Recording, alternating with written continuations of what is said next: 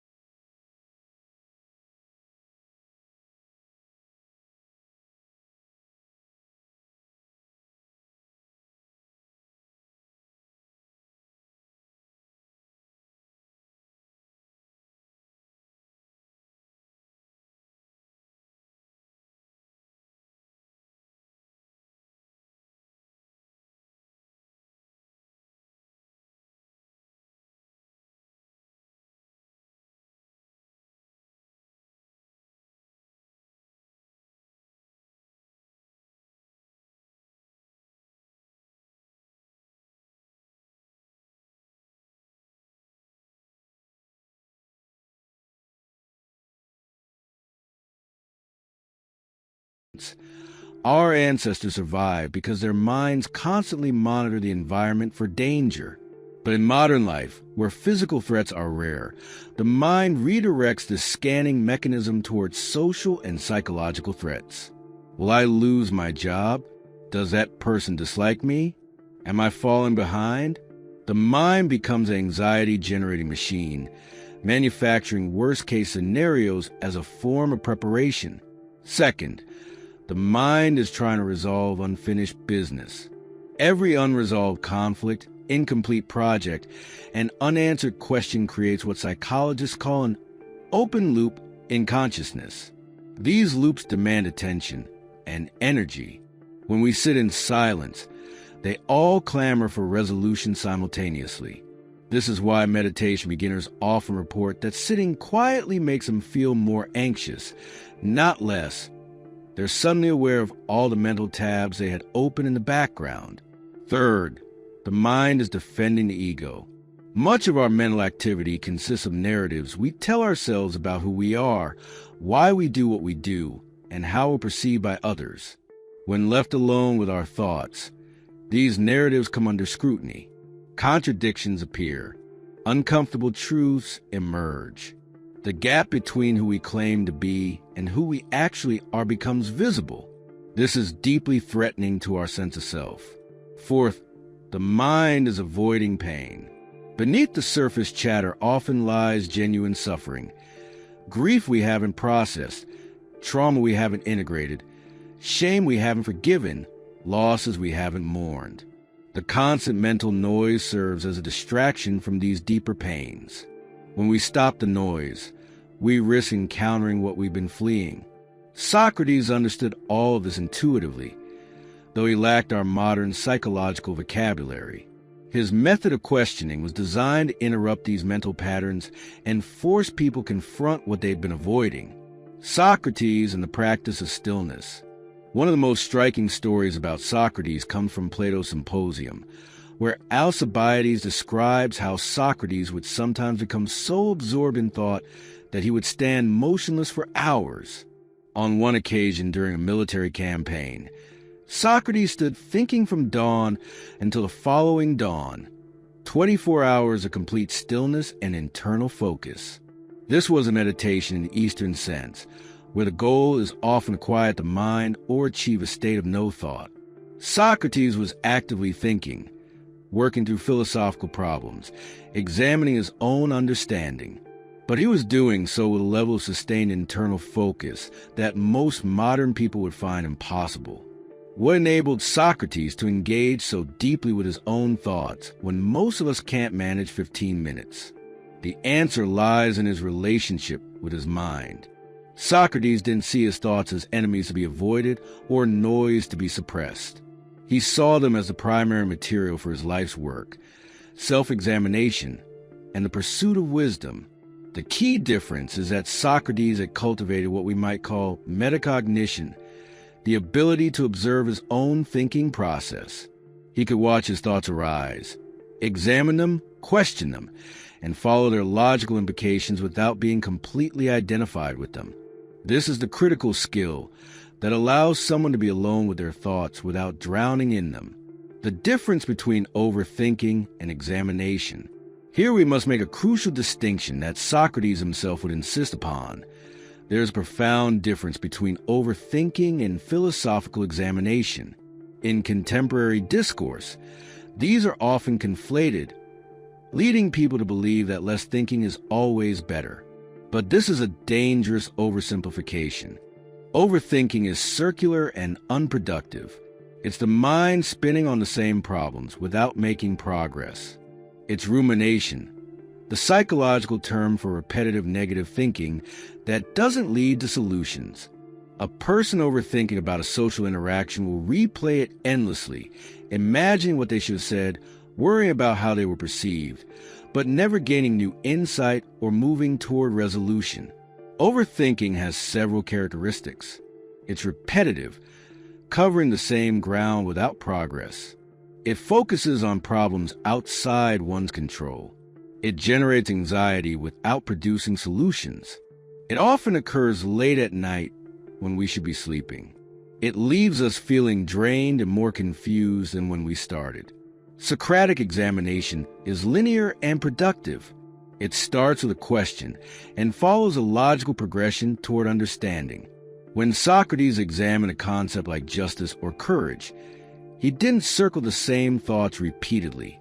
He asked what the term meant, identified contradictions and proposed definitions, explored implications, and moved systematically toward greater clarity. Socratic examination has different characteristics. It progresses toward deeper understanding. It focuses on what can be known and changed.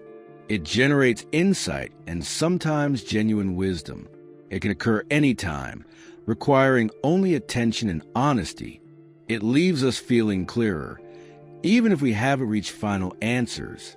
The tragedy of our fear of thoughts is that in avoiding overthinking, we also avoid genuine examination. We throw out the philosophical baby with the anxiety bathwater.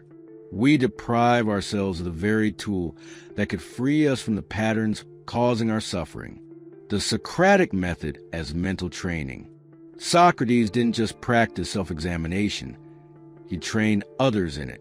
His famous method involved asking a series of questions that guided someone from confusion to clarity, from false certainty to genuine understanding. This method can be adapted as a personal practice for anyone struggling to fear their own thoughts. The first step is learning to distinguish between different types of mental activity. Not all thoughts are equal. Some are productive, some are neutral, some are actively harmful.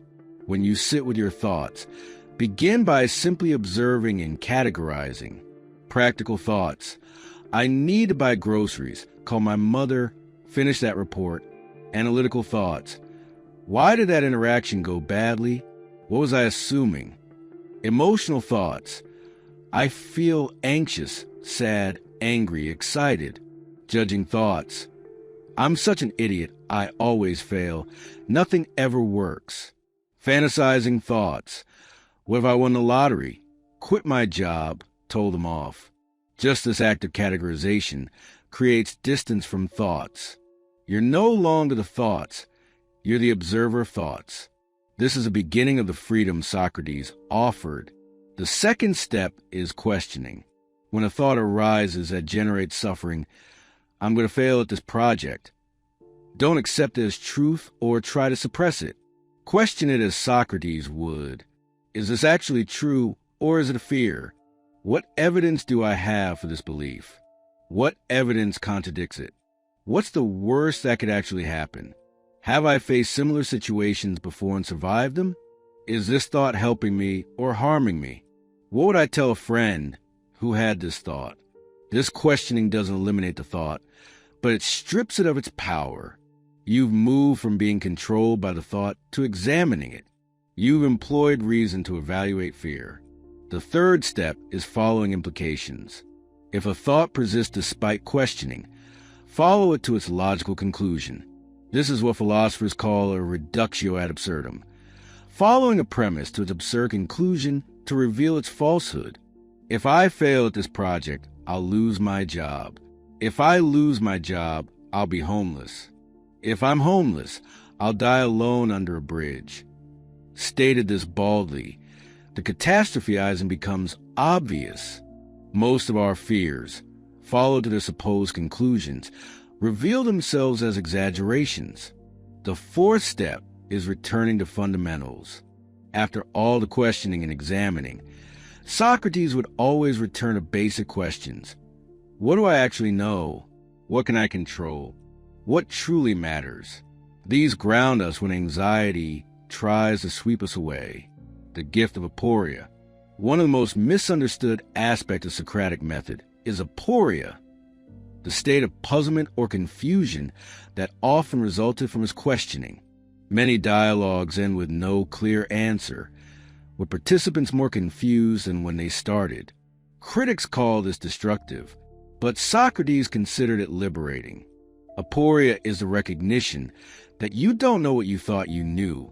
It's unsettling because it destabilizes certainty. But false certainty is worse than acknowledged uncertainty. When we're falsely certain, we stop questioning, stop learning, stop growing. We become rigid, defensive, and closed. Aporia opens us. It makes us humble. It reveals the vast territory of what we don't understand, which is simultaneously humbling and exciting. Once you know you don't know, you can begin genuine inquiry. This is directly relevant to our fear of thoughts. Much of that fear comes from the expectation that we should have everything figured out, that our thoughts should be orderly and our minds should be peaceful. But what if that expectation is the problem? What if the goal isn't to achieve a perfectly quiet mind, but to develop a wise relationship with an inevitably active mind? Socrates would say the latter. The exam in life isn't free of mental noise. It's characterized by skillful engagement with that noise. It's the difference between being tossed by waves and learning to surf. Practical applications for modern life. How do we translate Socratic wisdom into practical strategies for dealing with our fear of thoughts in the 21st century? Create deliberate silence. Start small. 5 minutes without any external input. Sit with a notebook and observe what arises. Don't judge it, just note it. Anxiety about work. Replaying yesterday's argument. Wondering what to eat. Feeling restless. This witnessing practice is a foundation of self-examination. Question one thought per day. Choose one recurring thought that causes suffering and examine it Socratically. Write out the thought, then write out questions about it. Is it true? How do I know? What alternatives exist? This turns a vague anxiety into a specific inquiry. Distinguish between problems and predicaments. Problems can be solved through action or thinking. Predicaments are conditions we must accept. Much overthinking comes from treating predicaments like problems, trying to solve what cannot be solved, like mortality, uncertainty, or other people's opinions. Socrates would have us recognize predicaments and focus our energy on actual problems. Practice philosophical journaling. Unlike ordinary journaling that just records events, philosophical journaling examines them. Today I felt angry when my colleague interrupted me. Why did that trigger anger? What was I assuming about respect, hierarchy, my own importance? Is that assumption warranted? What does this reveal about my values? Engage in Socratic dialogue with others. Find someone willing to practice questioning with you. Take turns asking each other clarifying questions about beliefs, choices, or problems. The external dialogue often reveals what internal dialogue cannot. Embrace not knowing. When you don't know something, instead of feeling inadequate, say, "I don't know, and that's okay." This phrase, so central to Socratic wisdom, relieves enormous pressure. You don't have to have everything figured out. Admitted ignorance is wiser than false knowledge. The ultimate freedom. Socrates was executed by Athens in 399 BCE, forced to drink hemlock for allegedly corrupting the youth and failing to honor the gods. Given the option to escape, to recant, or to stop his philosophical practice, he chose death. This seems incomprehensible until you understand what he valued most: the examined life. For Socrates, a life spent fleeing from self-examination wasn't worth living, even if it meant physical survival. This isn't suicidal ideation or nihilism. It's a recognition that what makes life meaningful isn't mere biological continuation, but the quality of consciousness we bring to our existence. When we fear our own thoughts, we become prisoners of our minds. We spend our lives running from ourselves, which is the loneliest form of isolation. No one can rescue us from our own consciousness. The only path to freedom is through the fear, through the examination, through the uncomfortable truths we encounter. Socrates offers us this freedom, but he can't give it to us. We must choose it. We must decide that knowing ourselves is worth the discomfort of self-examination. We must trust that understanding our minds is better than fearing them, even if understanding reveals things we'd rather not see. The alternative is the life most people live, perpetually distracted, constantly entertained, never quite at home in their own consciousness. It's a life of shallow pleasures and deep unease, of busyness covering emptiness, of noise drowning out the whisper of authentic selfhood. Socrates asks, is that really the life you want? Or are you ready to stop running and start examining? The thoughts you fear hold the key to your liberation. The mind you avoid contains a wisdom you seek. The silence you flee from is where you finally meet yourself. The examined life awaits, but only you can choose it. The unlived life inside you, the way to potential. There exists inside each human being a parallel life. Not the life they're living, but the life they might have lived. It's the accumulated weight of unchosen paths, suppressed desires, abandoned dreams, and untapped potential. This unlived life doesn't disappear simply because we chose differently. It persists as a ghost, haunting the edges of consciousness, manifesting as vague dissatisfaction, restlessness, or the persistent feeling that something essential is missing. Socrates understood this phenomenon intimately, though he conceptualized it differently than we do today. His famous assertion that the unexamined life is not worth living wasn't merely about intellectual rigor or philosophical contemplation. It was about the fundamental human need to bring our lived life into alignment with our authentic nature, our daimon, as the Greeks called it, the inner genius or true self that seeks expression. The modern epidemic of mental noise, the constant internal chatter, the inability to be present, the proliferation of anxiety and depression, can be understood partially as a sound of this unlived life demanding attention. We're not just anxious about external circumstances. We're anxious about internal betrayals. We haven't just failed to achieve certain goals. We've failed to become certain versions of ourselves. The Athenian cage. To appreciate Socrates' radical stance, we must understand the world he inhabited. Ancient Athens, despite its reputation for democracy and philosophical innovation, was a rigidly stratified society. Your birth determined your opportunities. Social class was nearly impossible to transcend. Gender roles were strictly enforced. Slavery was accepted. Religious orthodoxy was expected. Into this world walked Socrates, questioning everything. He interrogated generals about courage, poets about beauty, politicians about justice, priests about piety. He showed that people claiming expertise often couldn't define the very terms they built their lives around. More dangerously, he inspired young people to question the assumptions that kept the social order stable. But Socrates' real transgression wasn't political. It was existential. He demonstrated that most Athenians were living according to scripts written by others, by tradition, by social expectation, by the fear of judgment. They hadn't chosen their values. They'd inherited them. They weren't living their lives. They were performing roles. This is the cage that imprisons people across all times and cultures.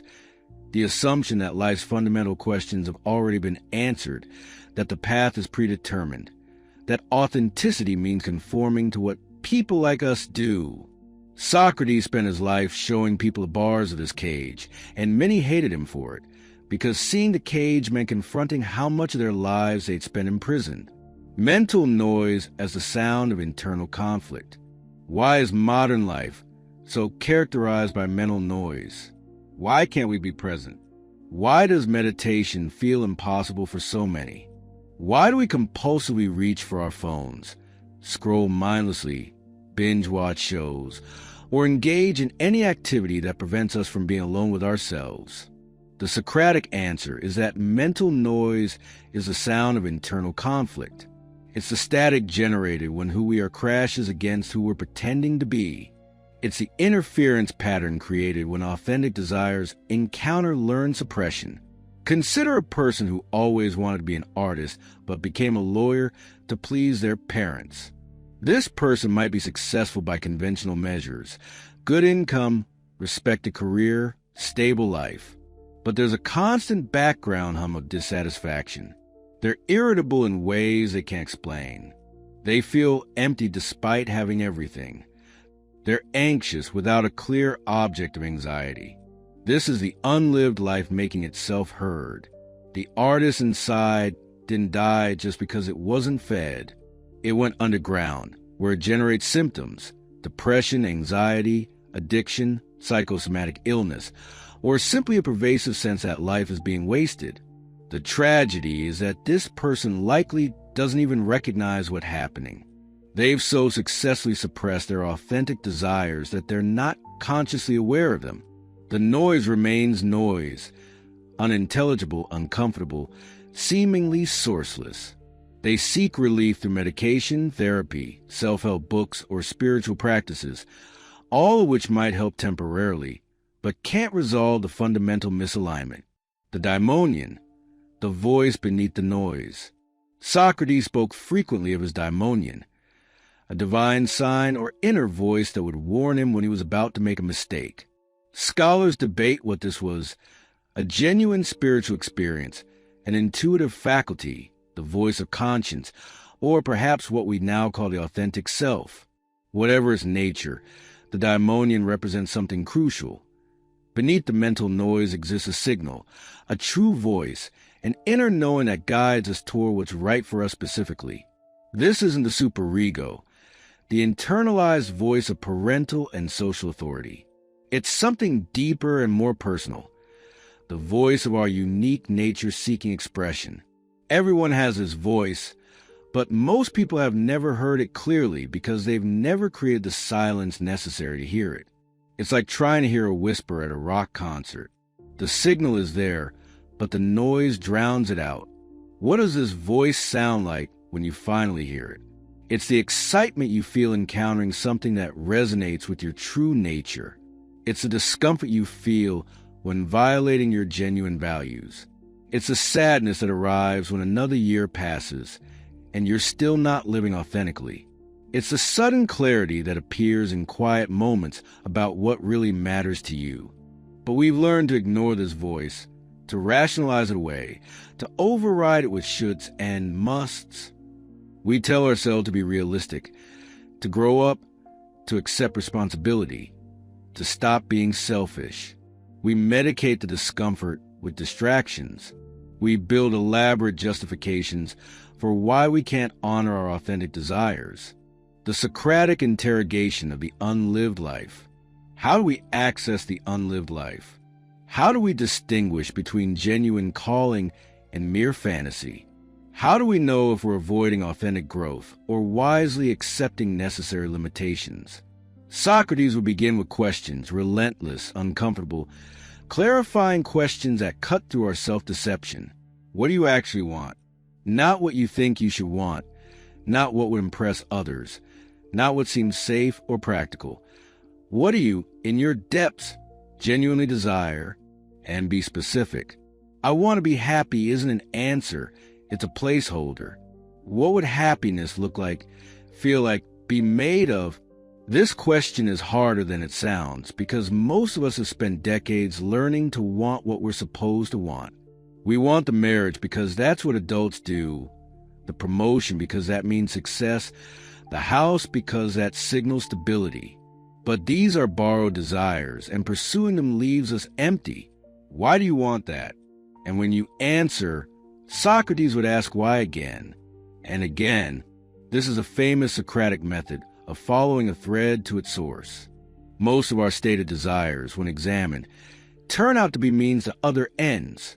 We want money to feel secure, recognition to feel valuable, relationships to avoid loneliness.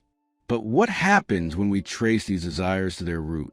Often we discover that what we truly want is simpler and more fundamental than we thought.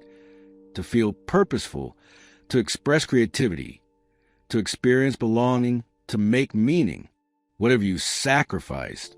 Every path chosen means other paths not taken. What did you give up to be where you are? What dreams did you abandon? What aspect of yourself did you suppress?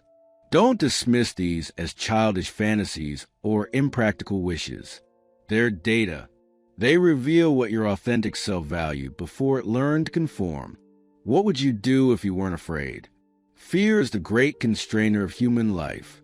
We don't pursue our authentic desires largely because we're terrified of judgment, failure, rejection, or uncertainty. But Socrates would have you imagine fear removed. If you knew you couldn't fail, if others' opinions didn't matter, if money weren't an issue, what would you do? This reveals the shape of the unlived life. What angers you? Anger is often disguised passion. We're angry when something we value is violated. The person angry about environmental destruction values nature. The person angry about injustice values fairness. The person angry about mediocrity values excellence. Your anger points toward your unlived commitments. What do you envy? Envy, unlike jealousy, which wants to possess what another has, wants to be what another is. When you feel envy, it's because someone is living a version of life that calls to your unlived self. The person who envies a traveling nomad isn't just wanting a vacation. They're recognizing a suppressed desire for freedom and adventure. The person who envies a committed parent isn't just wanting children. They're recognizing a suppressed desire for nurturing and legacy. What would your 10-year-old self think of your life? Children, before they learn the sense of their authentic desires, know what excites them. Reconnecting with that younger self often reveals what we've abandoned. If your 10-year-old self is disappointed by your current life, that's significant information. What would you regret not doing if you died tomorrow? This memento mori, remembering you'll die, is clarifying. It strips away the trivial and reveals the essential. People on their deathbeds don't regret the promotions they didn't get. They regret the risks they didn't take, the authenticity they didn't express, the love they didn't share. The difference between unlived life and fantasy life. Here we must make an essential distinction. The unlived life isn't mere fantasy. It's not the magical thinking that imagines life would be perfect if only circumstances were different. It's not escapism or refusal to accept reality's constraints. Fantasy life is characterized by passivity and externality. If only I won the lottery, if only I were born beautiful, if only someone would discover me. Fantasy life places agency outside ourselves and imagines that happiness would arrive through external circumstances. The authentic unlived life is characterized by agency and interiority. It's about becoming someone, not having something. It's about expressing what's inside, not acquiring what's outside. It's less, I wish I were rich, and more, I need to express creativity, or I must live with integrity, or I want to build something meaningful. The fantasy life generates mental noise because it's an escape from reality. The authentic unlived life generates mental noise because it's reality demanding acknowledgement. One is a drug. The other is a diagnosis. Socrates would help us distinguish through questioning. Your fantasy involves no discomfort, no growth, no risk. It's probably fantasy. Your unlived life makes you uncomfortable because it required change, courage, and uncertainty. That's probably authentic calling. The price of not living. What happens when we refuse to acknowledge the unlived life? When we successfully suppress our authentic desires and conform completely to external expectations? The Socratic answer is that we become hollow. We're successful ghosts, performing lives rather than living them. We achieve all the external markers, career, family, possessions, status, while feeling fundamentally disconnected from our own existence. This manifests in predictable ways. Chronic dissatisfaction. Nothing quite satisfies because nothing can satisfy the hunger of the unlived self. We think the next achievement, purchase, or milestone will finally bring fulfillment, but it never does because we're pursuing the wrong things. Midlife crisis. This cliche represents a real phenomenon. The moment when mortality becomes real and the unlived life can no longer be ignored. People make dramatic changes, affairs, career switches, sports cars, not because they're irrational, but because they're finally listening to what they suppressed for decades. Depression. Not all depression is about the unlived life, but much of it is. Depression often carries a message. This life you're living isn't the right life for you. It's the psyche's shut down in protest of inauthenticity. Addiction. We medicate the pain of not living with substances, behaviors, or relationships that provide temporary relief without addressing the underlying problem. The addiction isn't primarily to the substance, but to the escape from awareness. Rage. The person living an unlived life is often inexplicably angry, not because of specific frustrations, but because of the general betrayal of self. This rage sometimes turns outward, blaming others, political extremism, destructiveness, or inward self-hatred, self-sabotage, suicidality. Psychosomatic illness. The body keeps the score. When the unlived life can't express through consciousness, it expresses through symptoms. Chronic pain, fatigue, illness without clear cause. The body is saying what the mind won't acknowledge. Permission to begin again. One of the most liberating aspects of Socratic philosophy is the implicit permission to begin again. Socrates himself started his philosophical career relatively late in life, after working as a stonemason. His life demonstrates that it's never too late to start living more authentically. This isn't a mission for irresponsibility, abandoning all commitments and pursuing every whim. Socrates had responsibilities. He was a husband, father, and citizen. He fulfilled his military obligations and civic duties. But within and alongside these responsibilities, he lived according to his daimonion. He questioned when questioning seemed unwise. He pursued truth when pursuing comfort would have been easier. He chose death over inauthenticity. The unlived life doesn't necessarily require dramatic external changes. Sometimes it does.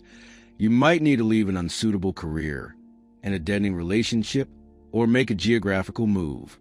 But often it's subtler, bringing more of your authentic self into your current situation, making small choices that honor your values, saying yes to what enlivens you and no to what deadens you. The key is starting to acknowledge what you've suppressed, starting to question what you've accepted, starting to experiment with small changes, starting to listen to the voice beneath the noise, escaping mental noise through alignment. The paradox is that escaping mental noise doesn't happen through adding more meditation, more therapy, more self-improvement. It happens through subtraction and alignment. As we remove the false and align with the true, the noise naturally quiets. Think of mental noise as the sound of internal friction, authentic self grinding against reformed self, genuine values conflicting with adopted values, real desires suppressed by false obligations. When these come into alignment, friction decreases. The noise diminishes. This doesn't mean life becomes easy or that all anxiety disappears.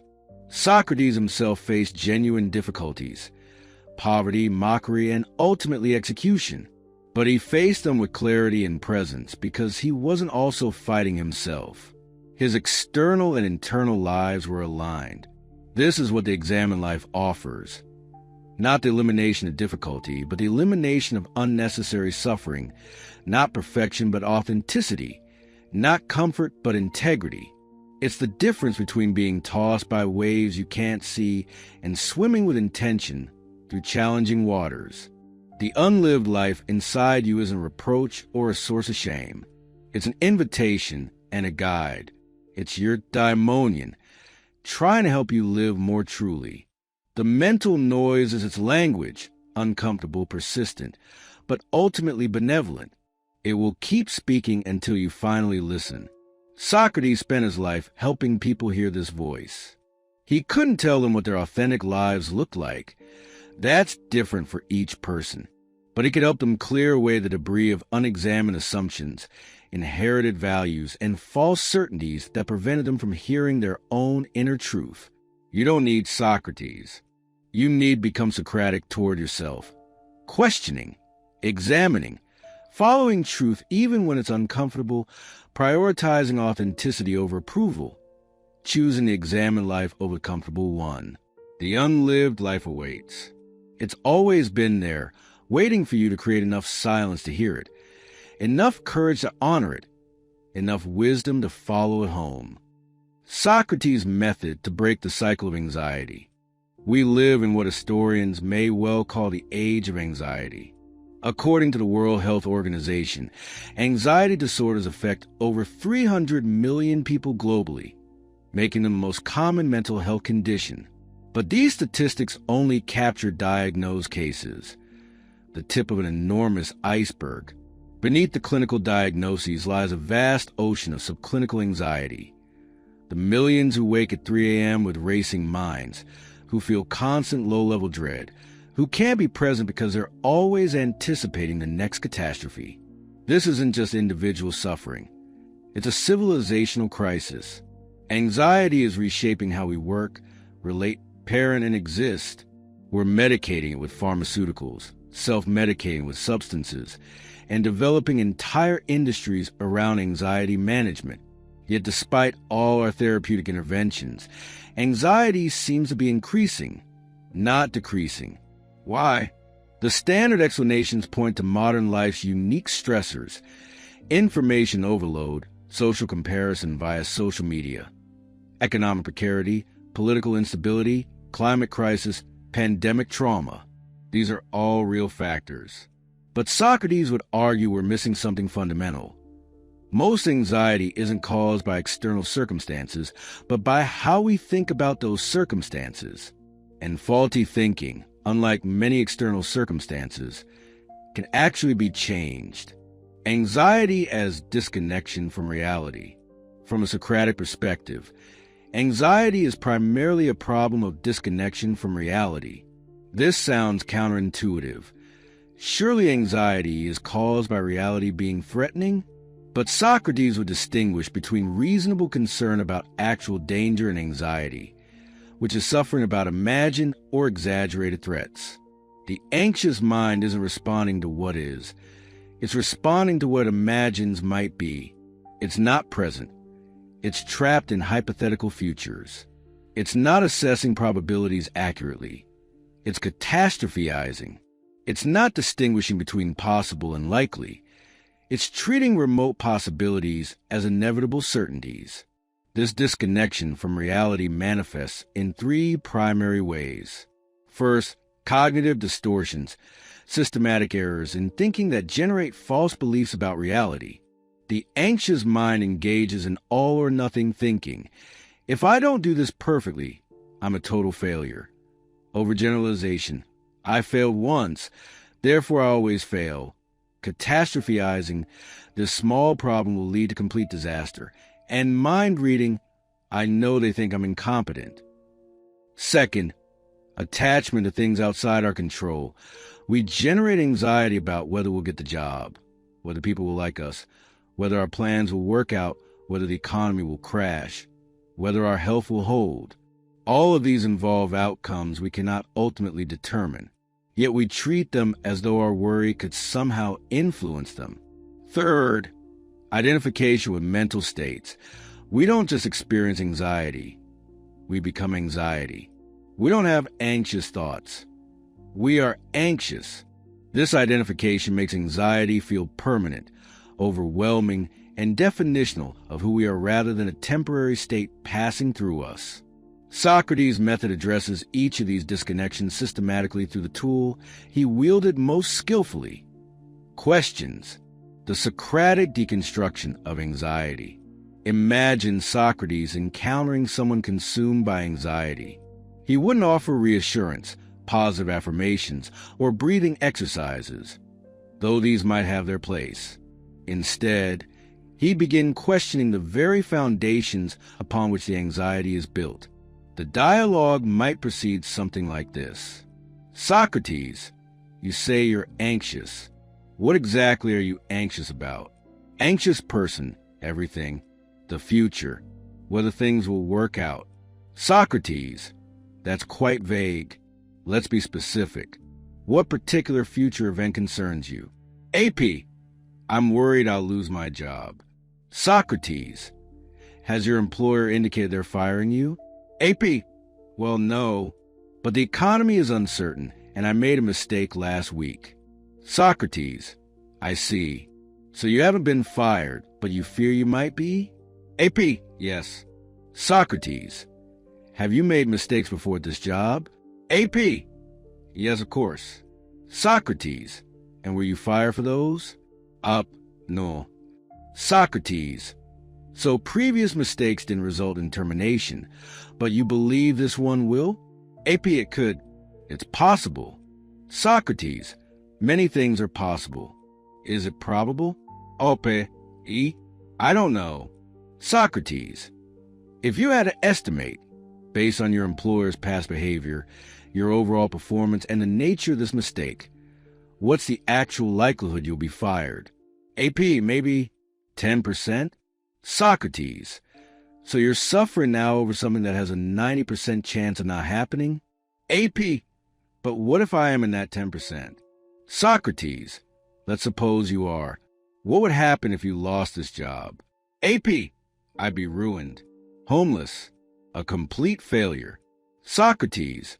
Let's examine that. If you lost this job, would you immediately become homeless? AP. Well, no. I have savings. I could look for another job. Socrates. So you'd have time and resources to find new employment? AP. Yes. Socrates. Have you had jobs before this one? AP. Yes, several. Socrates. So you've successfully found employment multiple times? AP. Yes. Socrates. Then why do you believe you couldn't do so again? Ope. I guess. I could. Socrates. If you found another job, would you still be ruined and homeless? AP. No.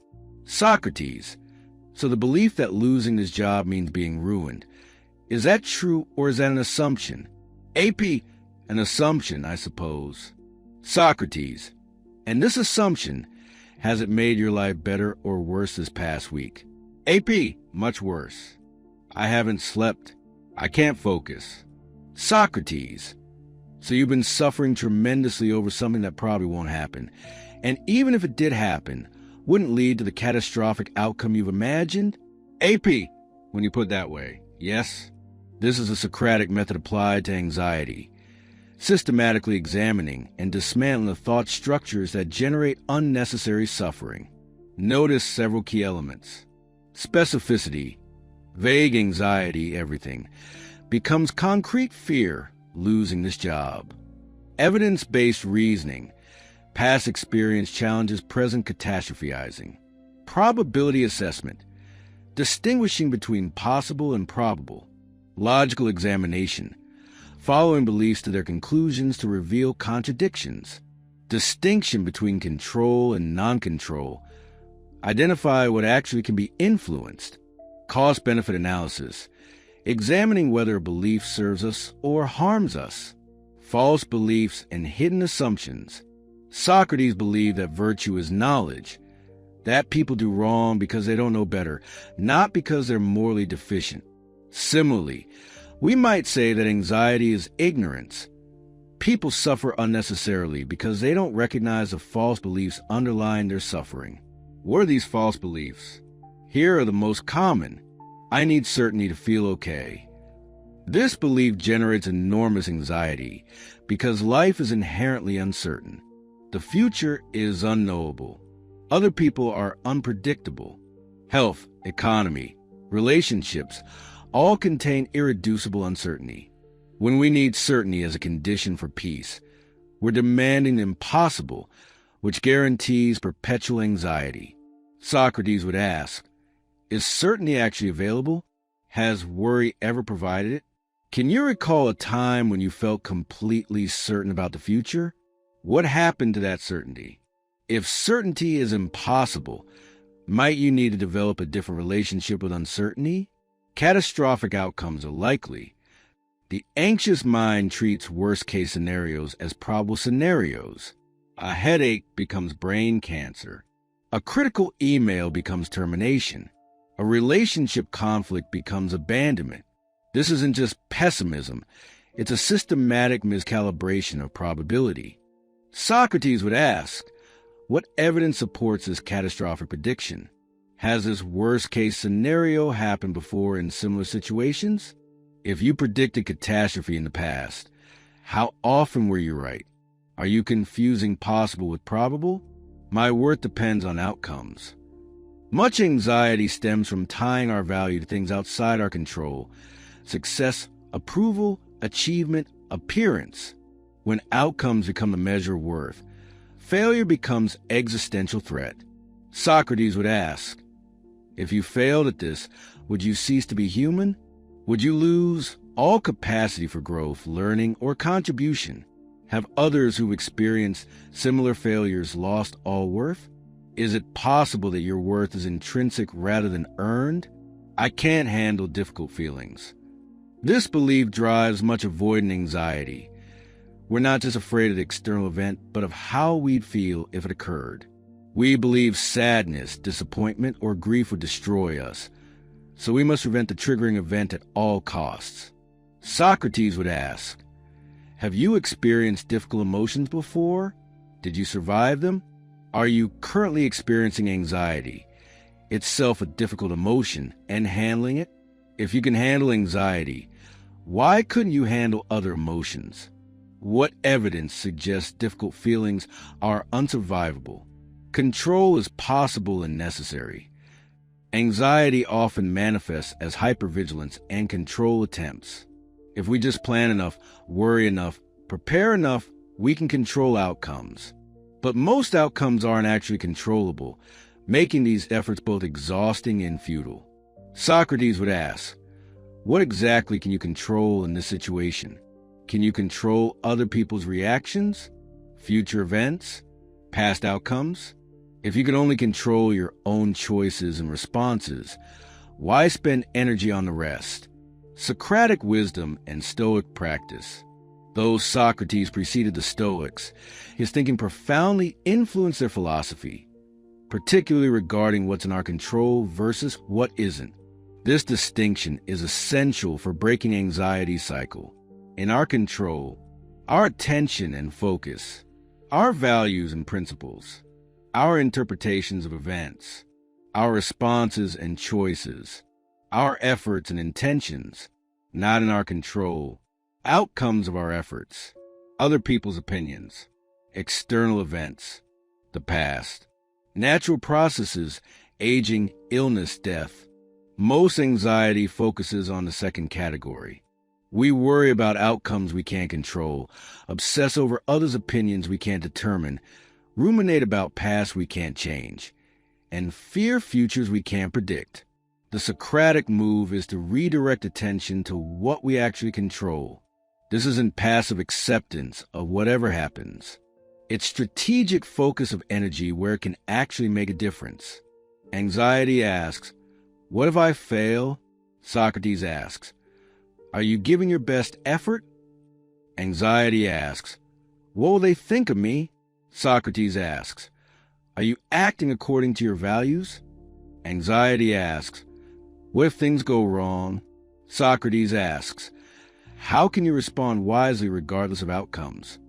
This shift from outcome focus to process focus, from external to internal, from what might happen to how I choose to be, is the essence of breaking anxiety's cycle, creating space between self and anxiety. Perhaps Socrates' most profound contribution to addressing anxiety is the practice of self-observation, the ability to witness your own mental processes rather than being completely identified with them. When anxiety arises and we're the anxiety, there's no space. We're drowning in the feeling, swept away by anxious thoughts, completely consumed. This total identification makes anxiety overwhelming and seemingly permanent. But Socratic self-examination creates space. By questioning anxious thoughts, we implicitly step back from them. We become the observer of anxiety rather than anxiety itself. This shift is subtle but transformative. Instead of, I am anxious, try, I'm experiencing anxiety. Instead of, this is unbearable, try, this is uncomfortable, and I'm having a thought that it's unbearable. Instead of, something terrible will happen, try, I'm having a thought that something terrible will happen. This isn't semantic games or denial.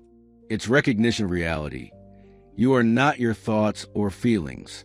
You're the consciousness that witnesses them. This consciousness, what Socrates might call the soul or daimonion, Remain steady even as thoughts and feelings fluctuate. When you can observe anxiety rather than be anxiety, several things become possible. You can question it. Is this thought true? Is this fear realistic? You can choose your response. Even though I feel anxious, I can still act according to my values. You can recognize its impermanence. This feeling arose and it will pass. You can have compassion for yourself. I'm struggling right now, and that's okay. This capacity for self-observation is what Socrates spent his life cultivating, in himself and in others. It's what allowed him to face his own death with equanimity. He could observe his fear without being controlled by it, witness his sadness without being consumed by it, and choose his response based on principle rather than emotion. The daily Socratic practice for anxiety. Breaking anxiety cycle through Socratic method isn't a one-time insight. It's a daily practice. Here's how it might look. Morning examination. 10 minutes before the day begins, while your mind is relatively quiet, ask yourself, what am I worried about today? Write down each worry specifically. For each worry, ask, is this within my control? If yes, what action can I take? When will I take it? If no, what's the wise response to something I can't control? What would living according to my values look like today, regardless of outcomes? Midday check-in, 5 minutes when anxiety arises during the day, pause immediately. Don't try to suppress it or distract from it. Instead, name what you're feeling. This is anxiety. Identify the trigger. What thought just preceded this feeling? Question the thought. Is this thought true? What evidence do I have? Distinguish control. What here is within my power to influence? Choose response. How do I want to respond to this situation? Evening reflection. 10 minutes before sleep, review the day. What anxieties arose today? How did I respond to them? Were my fears realistic?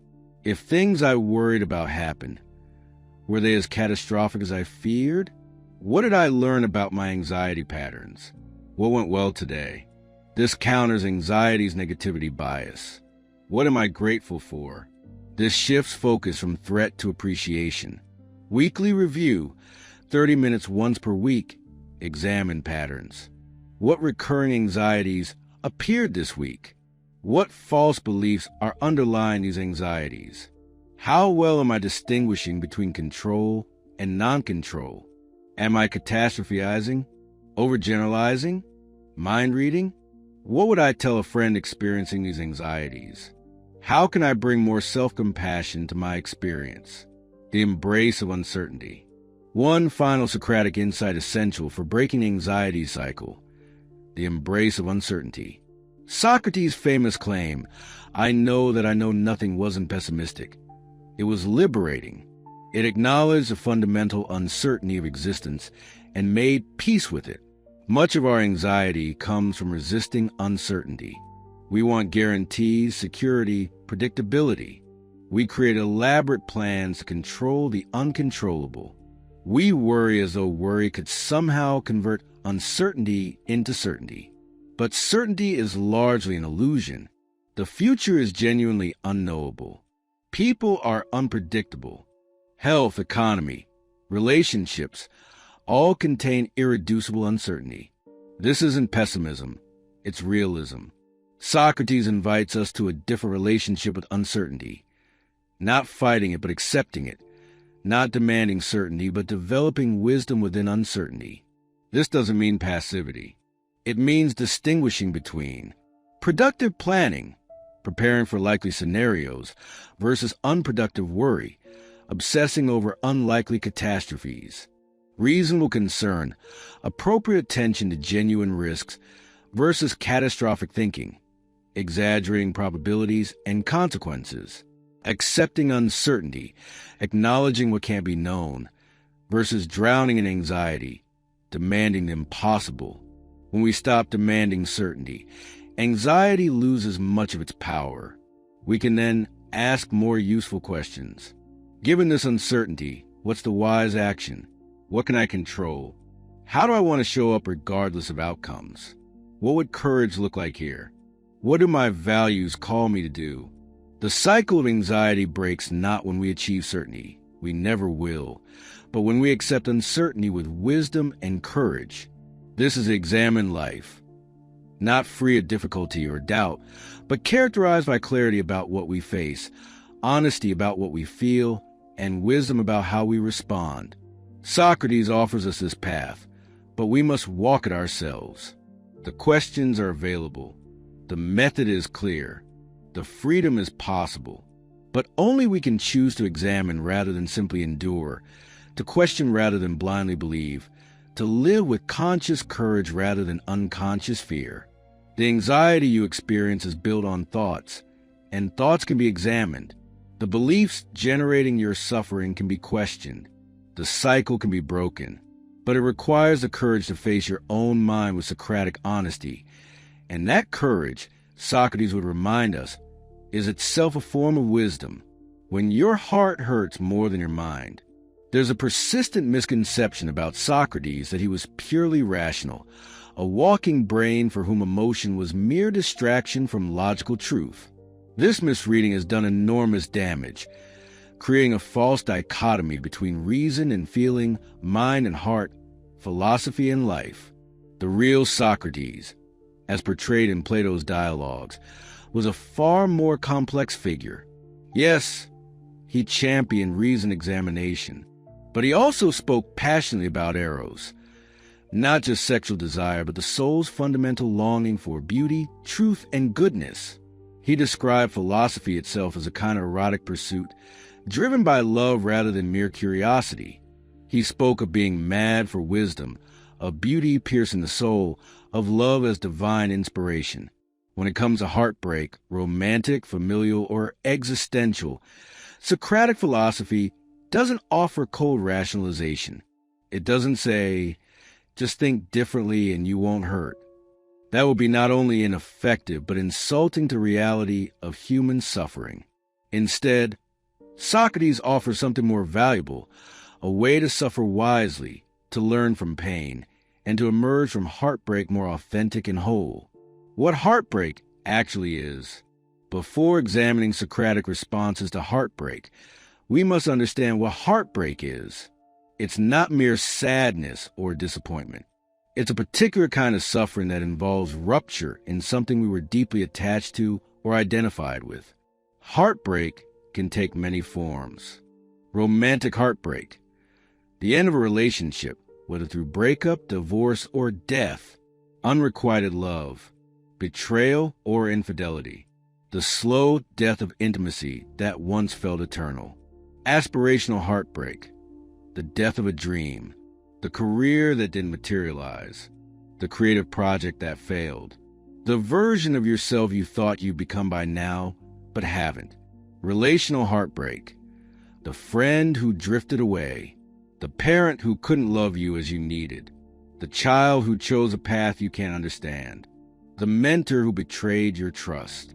Existential heartbreak, the loss of innocence, the shattering of meaning, the recognition that life won't be what you thought it would be, the death of naive hope. What all these share is loss.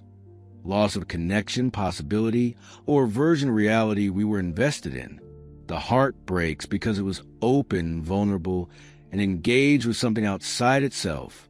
Only a heart that loves can break, which means heartbreak, paradoxically, is evidence of our capacity for deep connection. Socrates understood this. In Plato's Symposium, he recounts the teaching of Diotima, a wise woman who taught him about love. She described eros as desire for beauty and goodness, as a yearning that drives the soul toward growth and transcendence. Love, in this view, isn't just a feeling but a fundamental orientation toward what we value most.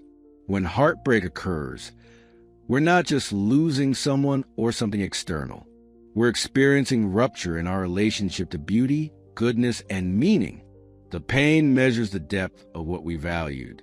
And this, Socrates would say, deserves to be honored, not dismissed. Examination, not erasure. When someone experiencing heartbreak came to Socrates, and surely they did, though such conversations aren't prominently recorded, what would he have offered? Not quick comfort, not false reassurance that everything happens for a reason, not spiritual bypassing or premature reframing. Instead, he would have offered the same thing he offered everyone: honest examination of the experience itself. The Socratic approach to heartbreak begins with acknowledgement. No pretending you're fine. No rushing to get over it. No minimizing or rationalizing. Just honest recognition. This hurts. I am suffering. My heart is broken. This honesty is itself a form of courage. We live in a culture deeply uncomfortable with pain, one that tries to medicate, distract from, or think away genuine suffering. We're told to move on, look on the bright side, remember that time heals all wounds. But Socrates would say that to skip the pain is to skip the lesson, and to skip the lesson is to ensure we'll need to learn again.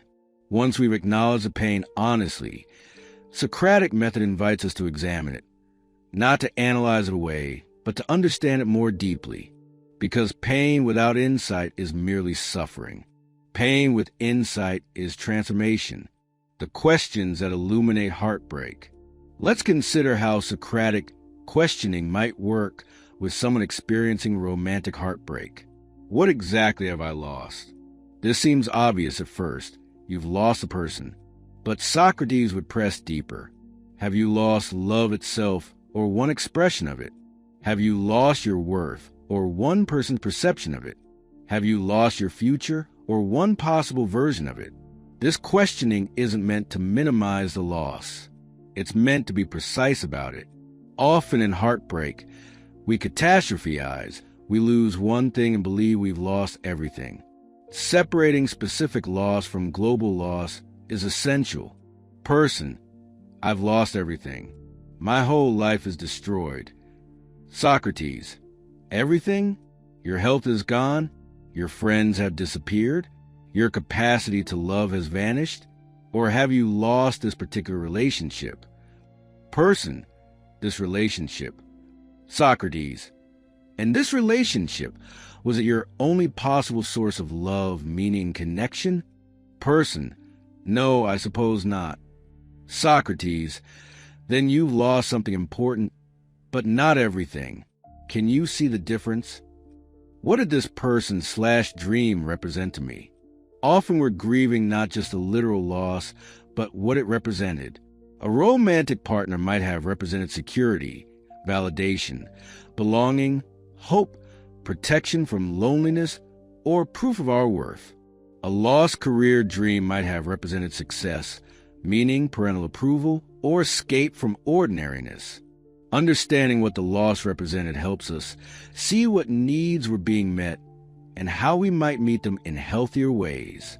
It also reveals where we might have been depending on something external to provide what we need to develop internally. Person, I'm devastated without them. Socrates, what did being with them provide that you now lack? Person, I felt worthy, chosen, like I mattered. Socrates, so without them, you feel unworthy and like you don't matter? Person, yes.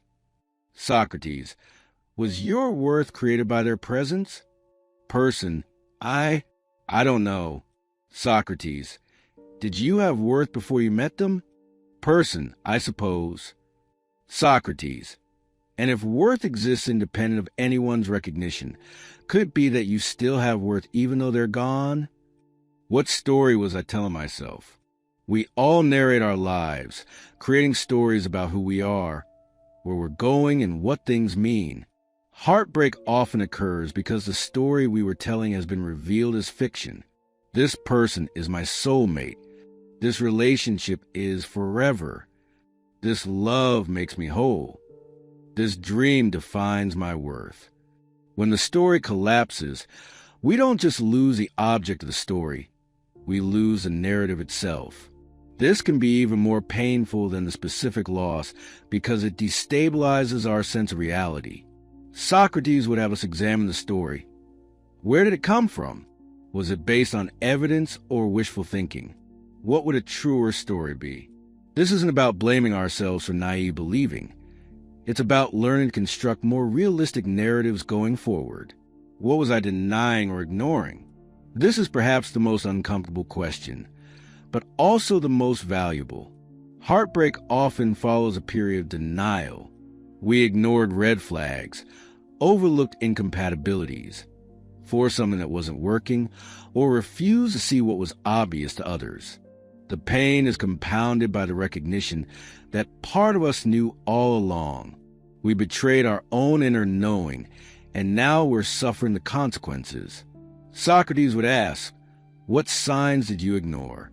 What did your intuition tell you that you overrode? What did friends try to warn you about? This isn't self-flagellation. It's learning to trust our own perception and respond to it earlier. What remains when everything else is stripped away? This is perhaps the most important question. When a relationship is gone, when the dream is dead, when the illusion is shattered, what remains? You remain. But who are you underneath the roles, relationships, and narratives? What is essentially you, independent of external validation or achievement? This is the self that Socrates insisted we must know. It's the daimonion, the authentic self, the consciousness that witnesses everything else. Heartbreak, painful as it is, offers an opportunity to discover this essential self. Person, without them, I'm nothing. Socrates, nothing? So you don't exist? Person, I exist, but I don't know who I am. Socrates, then perhaps this is an opportunity to discover who you are independent of this relationship. Person, that sounds terrifying. Socrates, perhaps, but is it more terrifying than living your whole life without knowing yourself? The wisdom of grief. In Plato's Phaedo, Socrates discusses his own approaching death with remarkable calm. But this isn't because he's indifferent to life. He clearly values his friends, his conversations, his philosophical work. His equanimity comes from having examined death thoroughly and distinguishing between what can be lost and what is essential. Applied to heartbreak, this distinction is crucial. Yes, grieve what's lost. Feel the pain fully. Honor what the relationship or dream meant to you. But don't mistake that specific loss for the loss of everything. A relationship ends, but your capacity to love remains.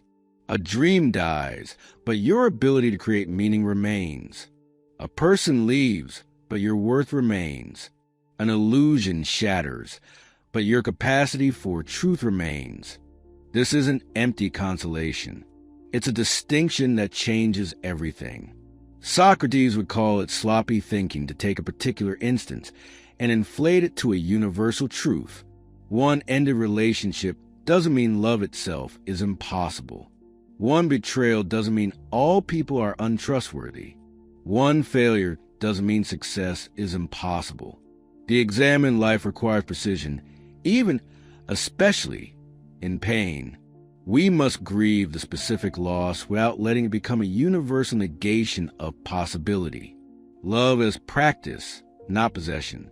One reason heartbreak devastates us is how we conceptualize love.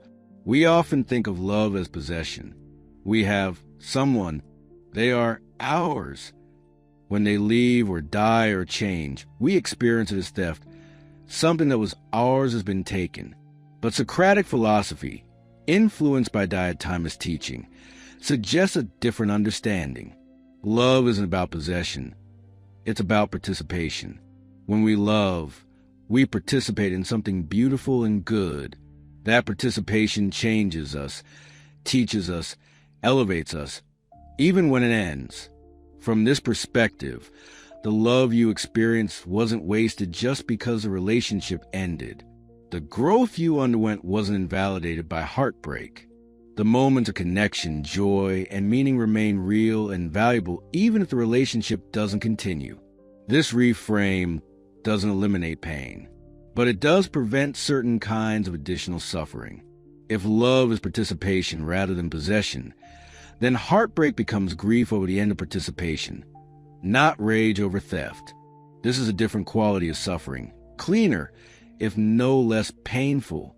Person, I wasted years on them. Socrates, wasted? Did you experience no joy, growth, or love during those years?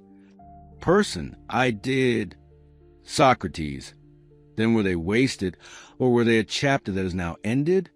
Person, a chapter, I suppose.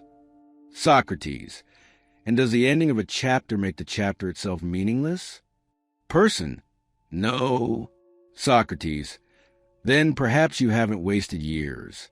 Perhaps you've lived them, and now you're living differently. Heartbreak as teacher. Socrates believed every experience, especially difficult ones, contains the opportunity for wisdom, but only if we're willing to examine it. Heartbreak is one of life's most powerful teachers, though what it teaches isn't always what we expect. Heartbreak teaches us about attachment. We discover what we were clinging to, depending on, or using to avoid facing ourselves. This awareness creates a possibility of developing more secure attachment to ourselves primarily, and then to others in healthier ways. Heartbreak teaches us about illusion. We see clearly, often for the first time, the gap between the story we were telling and the reality that existed. This painful clarity can become a gift if we use it to construct truer narratives going forward. Heartbreak teaches us about resilience. We discover we can survive what we thought would destroy us. Each time we survive heartbreak, we gain evidence that we're stronger than we believed. Heartbreak teaches us about impermanence. Nothing lasts forever. Not relationships, not dreams, not even our most cherished beliefs about ourselves. This teaching is painful but liberating. If nothing lasts, we're free to appreciate what's here without clinging desperately to it. Heartbreak teaches us about compassion. Having been heartbroken makes us more compassionate toward others' heartbreak. We join the community of the brokenhearted, which is ultimately the community of the fully human. But heartbreak only teaches if we're willing to be students. If we flee the pain through distraction, if we numb it through substances, if we bypass it through premature positivity, we miss the curriculum. The examine life means examining even, especially, our pain, the person you become. Socrates believed the goal of life wasn't pleasure or comfort, but excellence of character, the development of virtue. From this perspective, every experience is raw material for character development. Heartbreak can make you bitter or better. It can close your heart or deepen your capacity for compassion. It can make you cynical about love or more appreciative of it. It can make you guarded or more courageously vulnerable. The choice, Socrates would insist, is yours. This isn't to blame people for their pain or suggest that if you're still hurting, you're doing it wrong. Healing takes time, and there's no formula for how long. But within the process of healing, there are choices. Will you examine this experience or just endure it? Will you extract wisdom or just nurse wounds? Will you let heartbreak make you more authentic or more defended? Will you honor what you've learned or ignore it? Will you let this break you or break you open? These choices don't determine whether you hurt. You will hurt, and that's appropriate. But they determine how you carry that hurt and what you do with it. The limits of philosophy. Finally, Socrates would acknowledge something important. Sometimes, the heart hurts more than the mind can understand or articulate. There are depths of pain that philosophy can't fully address, griefs that require time more than insight, wounds that must simply be held with compassion. In the Phaedo, as Socrates prepares to drink the hemlock, his friends weep. He doesn't lecture them about being irrational or tell them grief is illogical. He allows them their tears because he understands that certain pains transcend philosophical analysis. In these moments, the Socratic approach isn't to force understanding. It's to sit with a question, to honor the not knowing, to trust that meaning will emerge when it's ready. Sometimes the wisest response to heartbreak isn't a clever answer, but a compassionate presence, the presence you can offer yourself, sitting with your pain without trying to fix it, letting your heart hurt without demanding that it stop. The examined life doesn't mean the painless life. It means the honest life, the meaningful life, the life that's willing to feel fully and question deeply, even when it hurts. Socrates spent his life teaching others to examine their beliefs, question their assumptions, and pursue wisdom. But he also knew, as anyone who truly loves knows, that the heart has reasons that reason doesn't always understand. The examined life includes examining heartbreak, but also includes honoring it, learning from it, and trusting that a broken heart, properly tended, can heal into something stronger and more beautiful than it was before. The crack, as Leonard Cohen wrote, is how the light gets in. Socrates, I think, would approve of that wisdom, how asking the right questions can save you from yourself. We live in what might be called the age of answers. Google responds instantly to any query.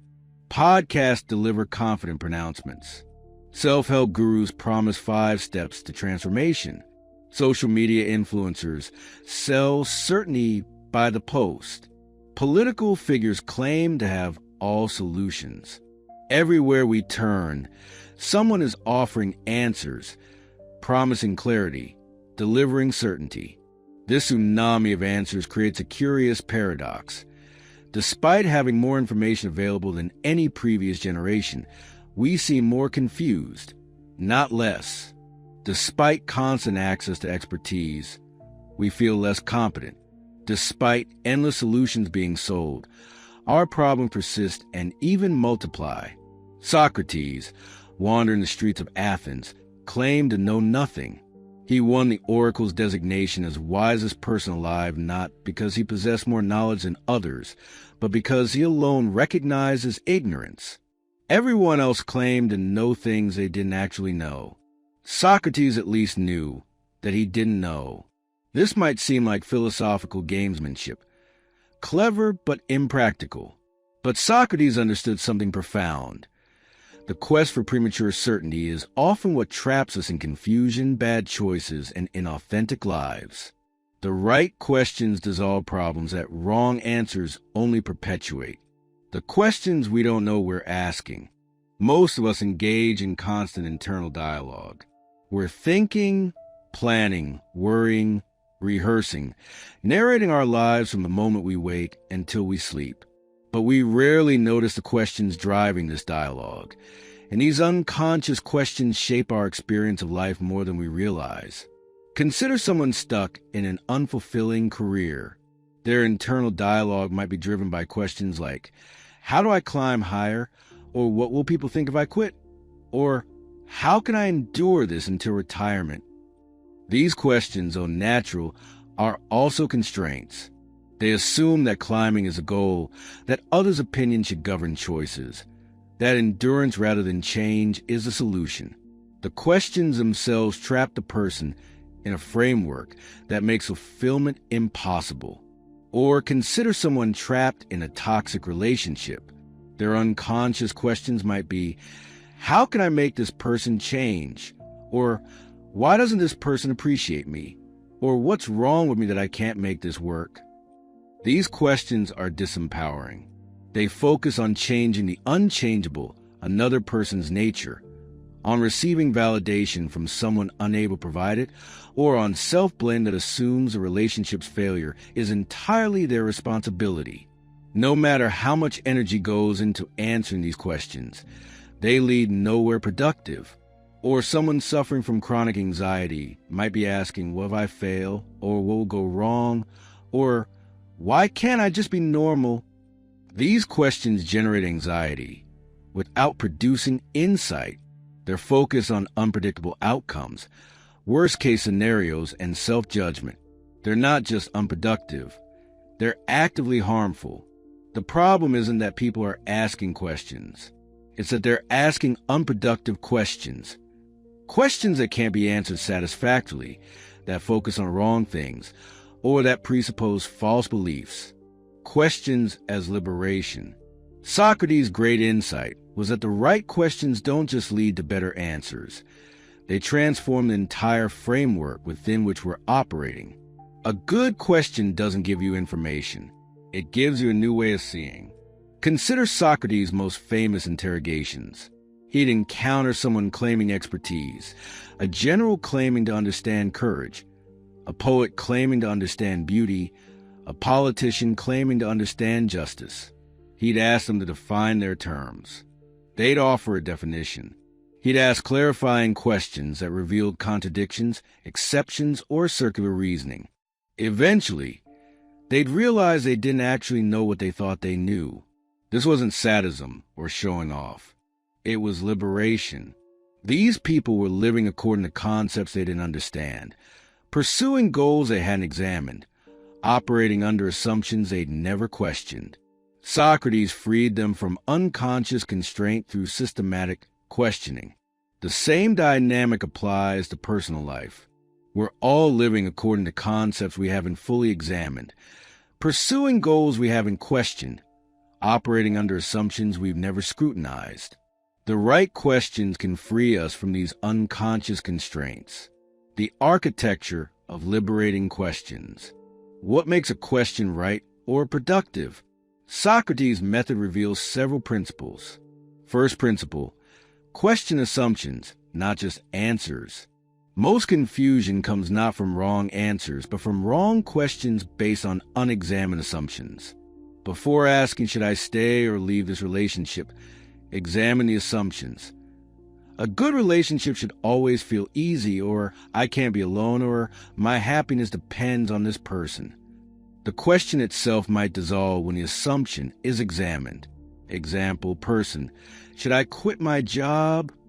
Socrates. What are you assuming about work, success, and fulfillment that makes this feel like a crisis? Person. I assume I should love my job. That work should be fulfilling. Socrates. Where did that assumption come from? Is it true? Have you examined it?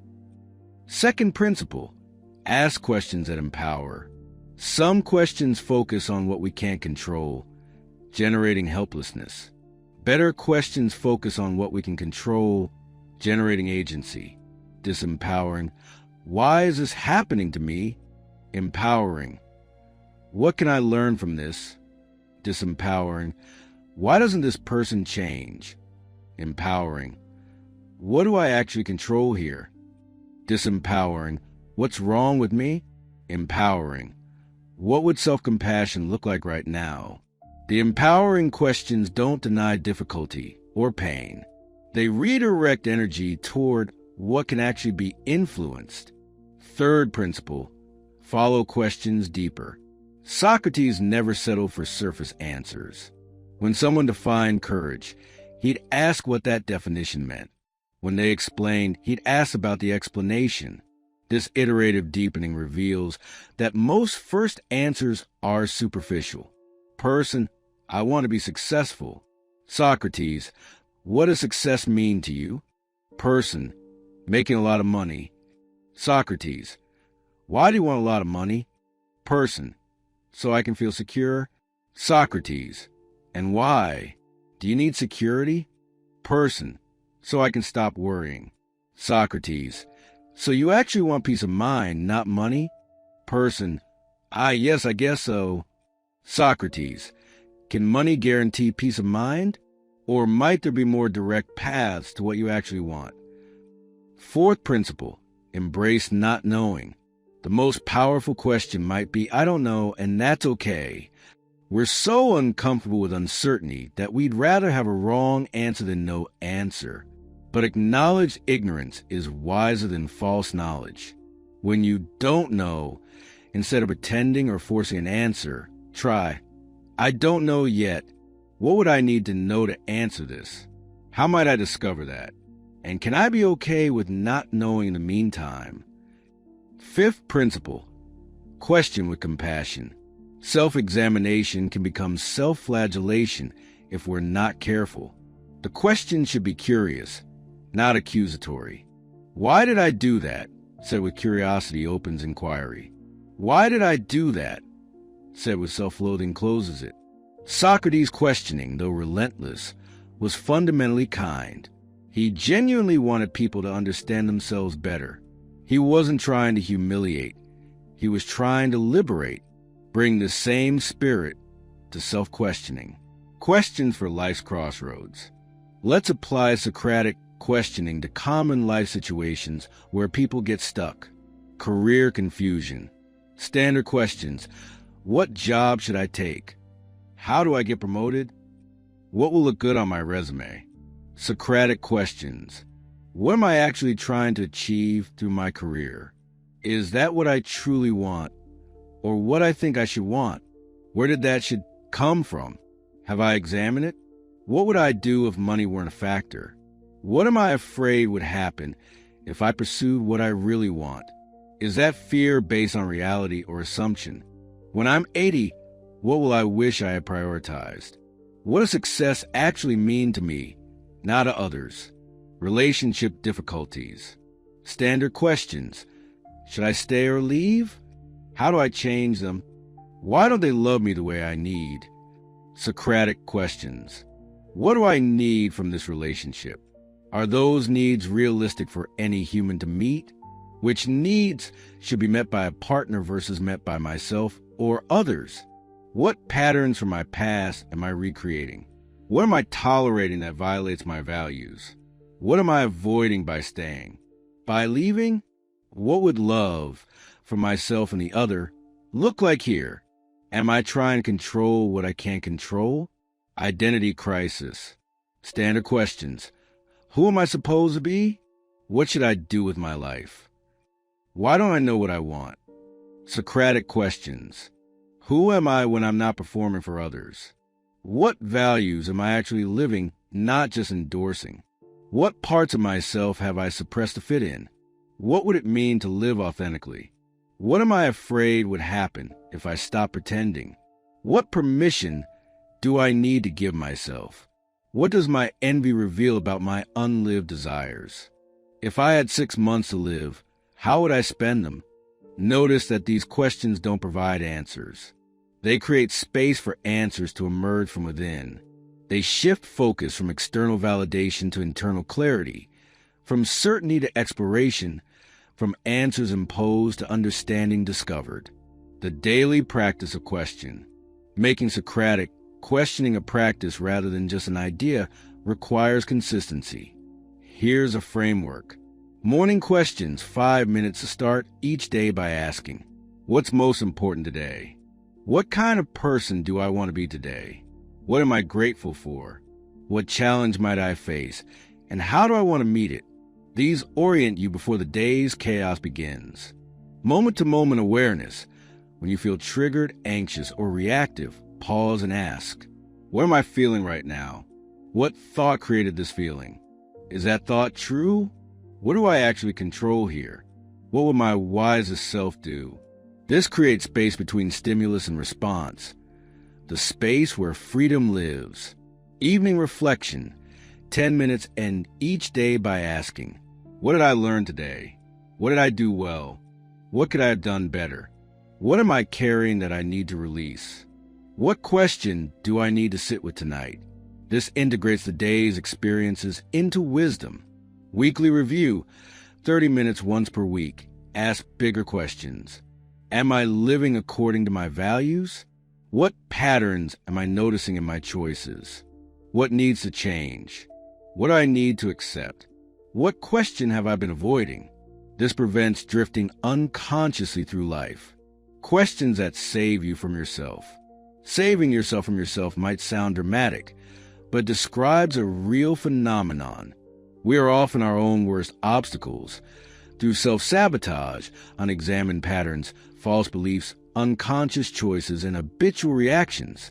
The examined life is precisely about not being controlled by these unconscious forces. Here are core Socratic questions that, asked regularly, can save you from yourself. What am I telling myself right now? This reveals a narrative running beneath your emotions and reactions. Most suffering comes from stories we're telling ourselves, not from reality itself. Identifying a story is the first step to questioning it. You're not suffering because of what happened. You're suffering because of what you're telling yourself about what happened. is that actually true? Once you've identified the story, examine it ruthlessly. Nobody likes me. Is that true? Really? Nobody? Or is it that some people don't, and your mind is inflated a particular to a universal? Most distress comes from believing thoughts that aren't true. This question is a truth detector. What am I avoiding? We engage in all sorts of behaviors: overworking, substances, relationships, entertainment, busyness, to avoid feeling or confronting something. What is it? Loneliness? Fear? Grief? Shame? Inadequacy? Facing what we're avoiding is often less painful than the energy required to keep avoiding it. What do I actually control here? When worried, anxious, or frustrated, ask what you actually control. Usually it's less than you think, but it's also enough you control your response, and that's where your power lies. Stop exhausting yourself trying to control what you can't. Focus your energy on what you can. What would I tell my best friend? We're often far crueler to ourselves than we'd ever be to someone we love. This question accesses self-compassion by borrowing the compassion we have for others. If your best friend came to you with your problem, what would you say? Say that to yourself. What matters most? In the midst of confusion, anxiety, or difficult choices, this question clarifies. What, at the end of your life, will have mattered? What aligns with your deepest values? The answer might not make your choice easier, but it will make it clearer. What am I learning? This reframes difficulty as curriculum. Every challenge, mistake, or failure has something to teach, but only if we're willing to ask what that might be. This question transforms suffering from meaningless pain into meaningful growth. Is this thought serving me? Not all true thoughts are helpful. You might truly be behind where you wanted to be by now, but is dwelling on that helping you move forward? Or is it just generating shame? This question evaluates utility, not just truth. Some thoughts, even if true, aren't worth thinking repeatedly. What would courage look like here? Fear often masquerades as prudence, as realism, as responsibility. This question cuts through rationalization to reveal what you actually fear and whether that fear should govern your choice. Courage is an absence of fear. It's action despite fear. What would that action be? Who do I want to become? This shifts focus from what you want to have or achieve to who you want to be. It's a question about character, values, and growth rather than external outcomes. Your choices are creating the person you're becoming. Is that the person you want to be? Liberation through inquiry. Socrates was executed for his questions. Given the option to escape, recant, or stop questioning, he chose death. This seems incomprehensible until you understand what he valued. The examined life was so essential that life without examination wasn't worth living. This isn't suicidal ideation.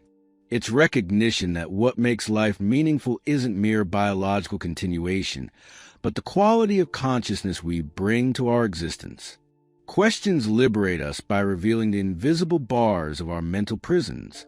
We're trapped by beliefs we don't know we hold, narratives we haven't examined, patterns we don't recognize, and fears we haven't questioned.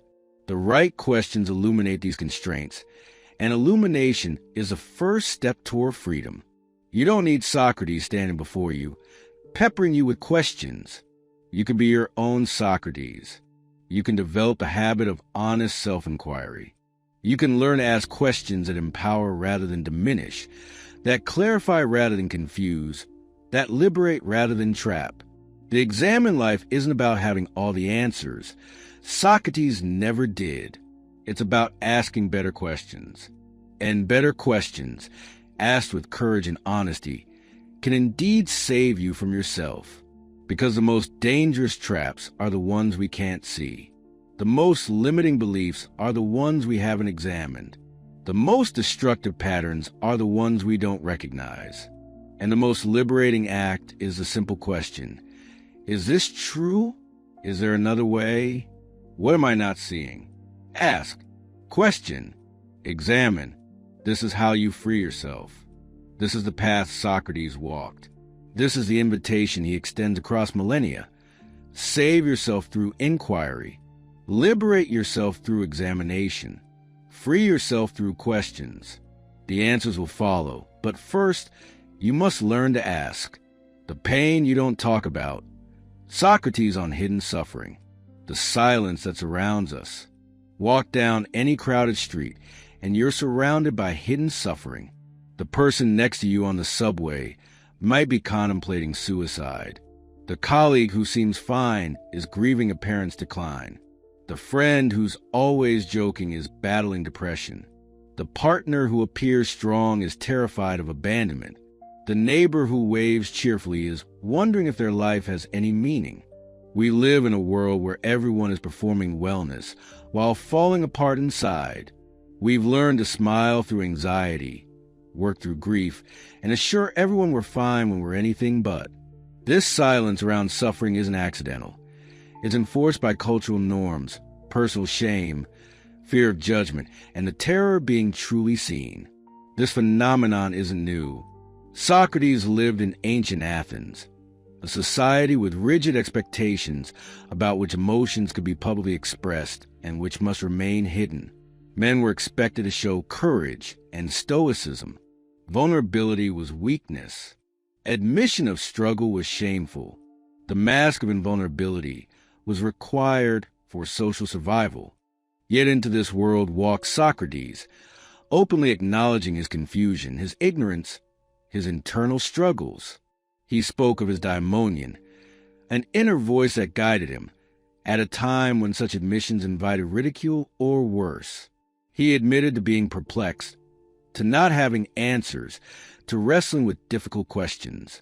He modeled a different way, one where acknowledging our inner experience wasn't weakness but honesty, and honesty was a foundation of wisdom, the architecture of silence. Why do we hide our suffering?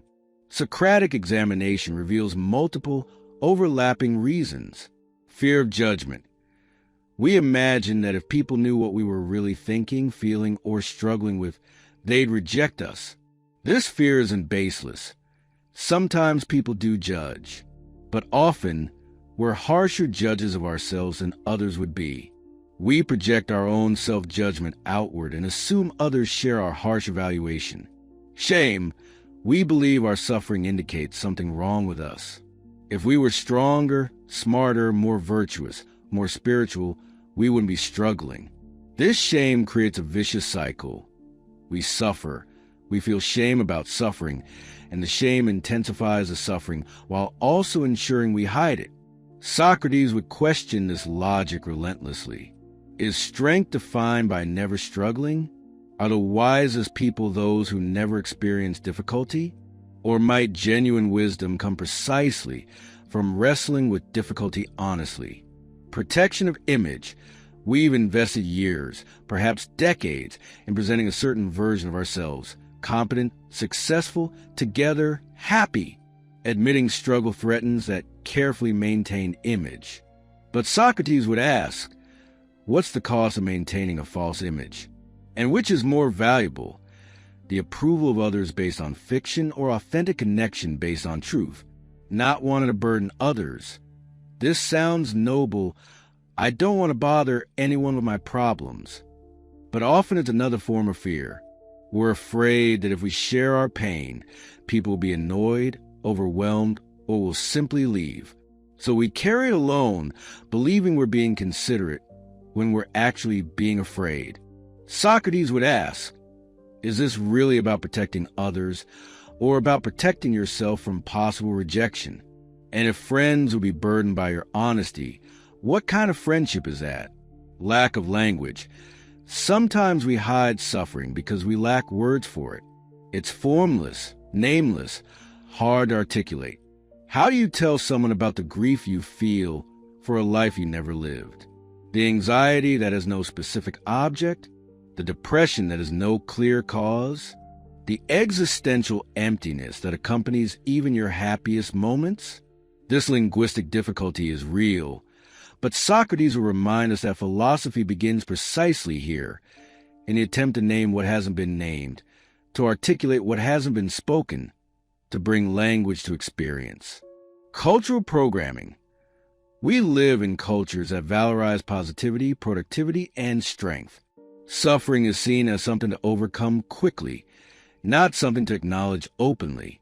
Good vibes only isn't just a phrase, it's an imperative. Stay positive.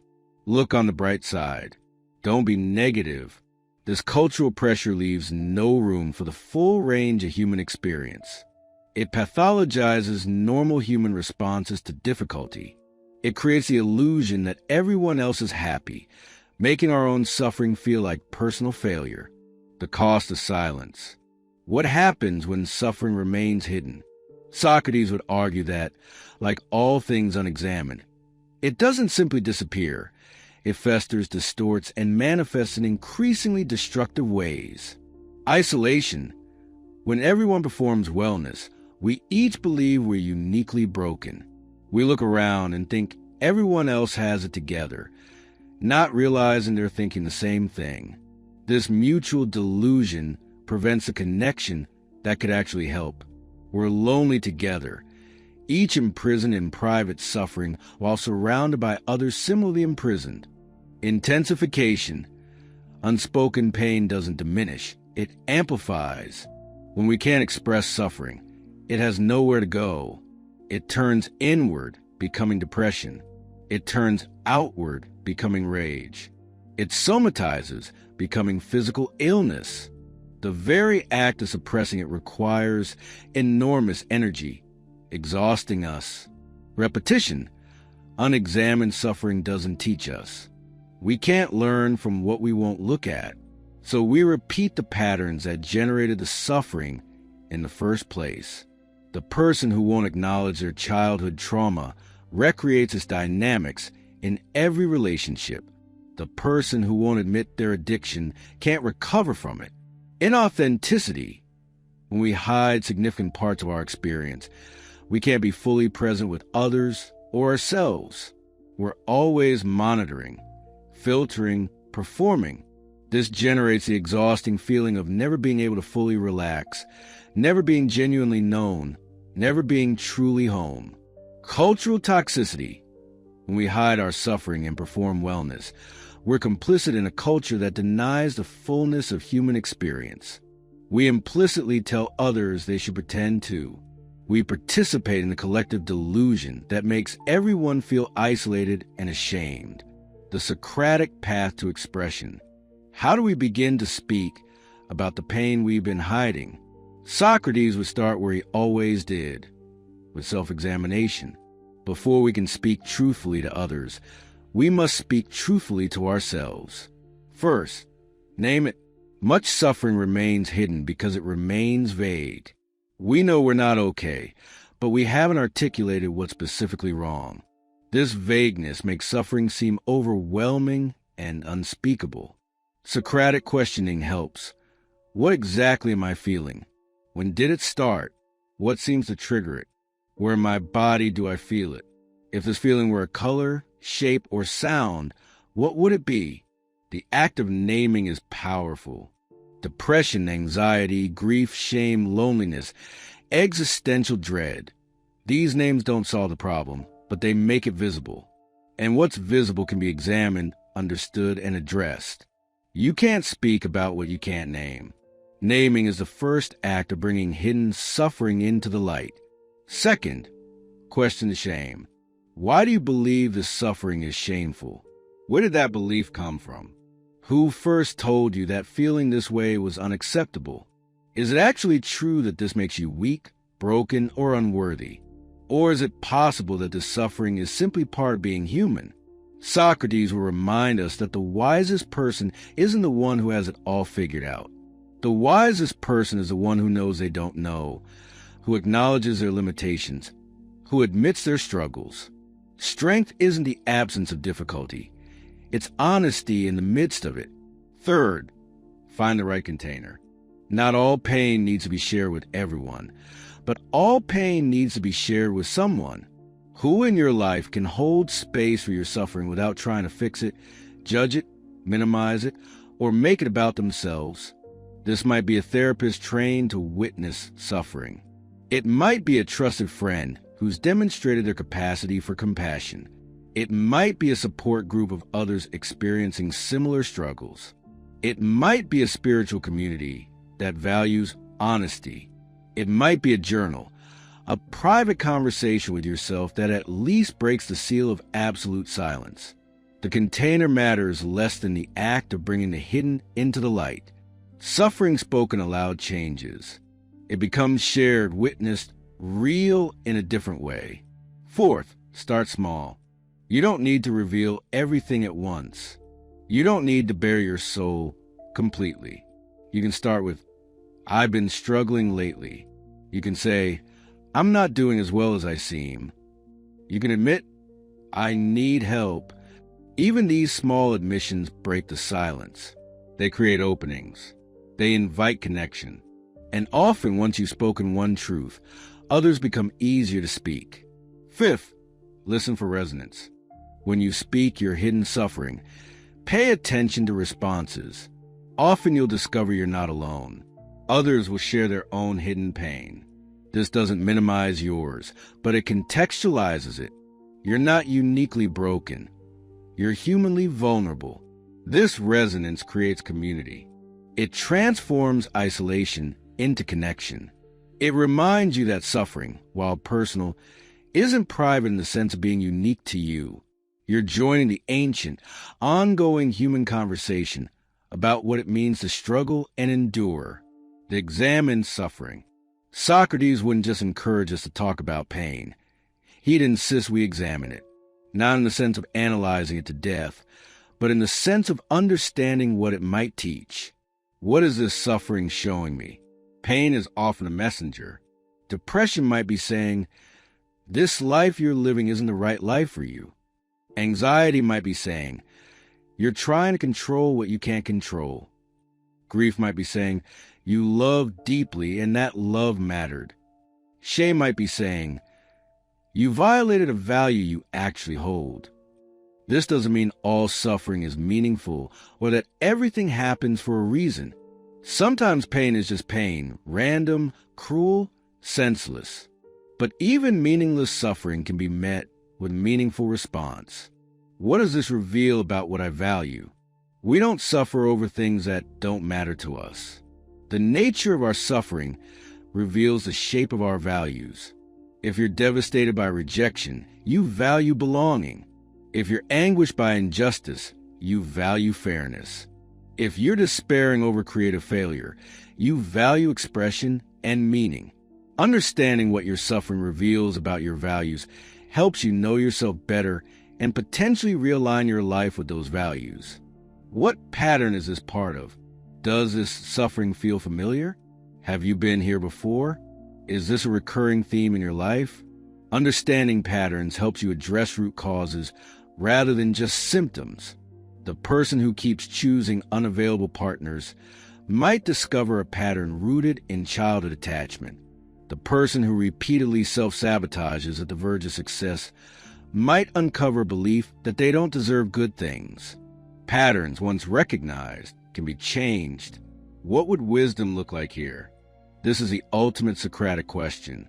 Not, how do I make this stop hurting? But, how do I meet this suffering wisely? Wisdom might mean accepting what can't be changed. It might mean acting to change what can be changed. It might mean seeking help. It might mean sitting patiently with the pain until understanding emerges. The community of suffering. One of the most powerful aspects of speaking hidden suffering is the community it creates. When we're honest about our struggles, we give others permission to be honest about theirs. We create spaces where masks can come off and real connection can occur. Socrates spent his life in dialogue, not monologue, but genuine exchange with others. He believed wisdom emerged through conversation, through the meeting of minds and souls grappling with truth together. This applies to suffering too. When we share our pain and receive others' pain with compassion, we participate in a profound form of human connection. This doesn't mean making suffering your identity or turning every conversation into therapy. But it does mean being willing to say, I'm not okay, when you're not okay, and being willing to hear that from others without rushing to fix them or change the subject. It means recognizing that vulnerability isn't weakness. It's courage. It's the courage to be seen as you are, not as you wish you were or think you should be. The courage to be seen. Speaking about hidden suffering requires courage. The courage to be seen as you actually are. This is terrifying because it risks judgment, rejection, misunderstanding, or having our pain minimized or dismissed.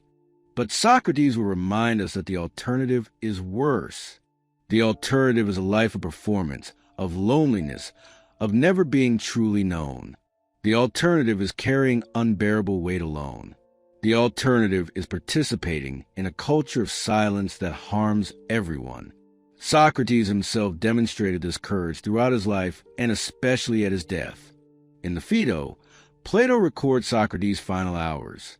He's honest about his experience, his sadness at leaving his friends, his uncertainty about what comes next, his physical discomfort as the poison takes effect. He doesn't perform stoic indifference. He's authentically present to his own dying. This is the model, not fearlessness, but honest engagement with fear, not the absence of suffering, but willingness to acknowledge it, not perfect mental health, but authentic humanity, the hidden suffering that shapes culture. There's a final dimension to consider: how individual hidden suffering shapes collective culture. When millions of people are suffering in silence, that suffering doesn't disappear. It goes underground, where it does enormous damage.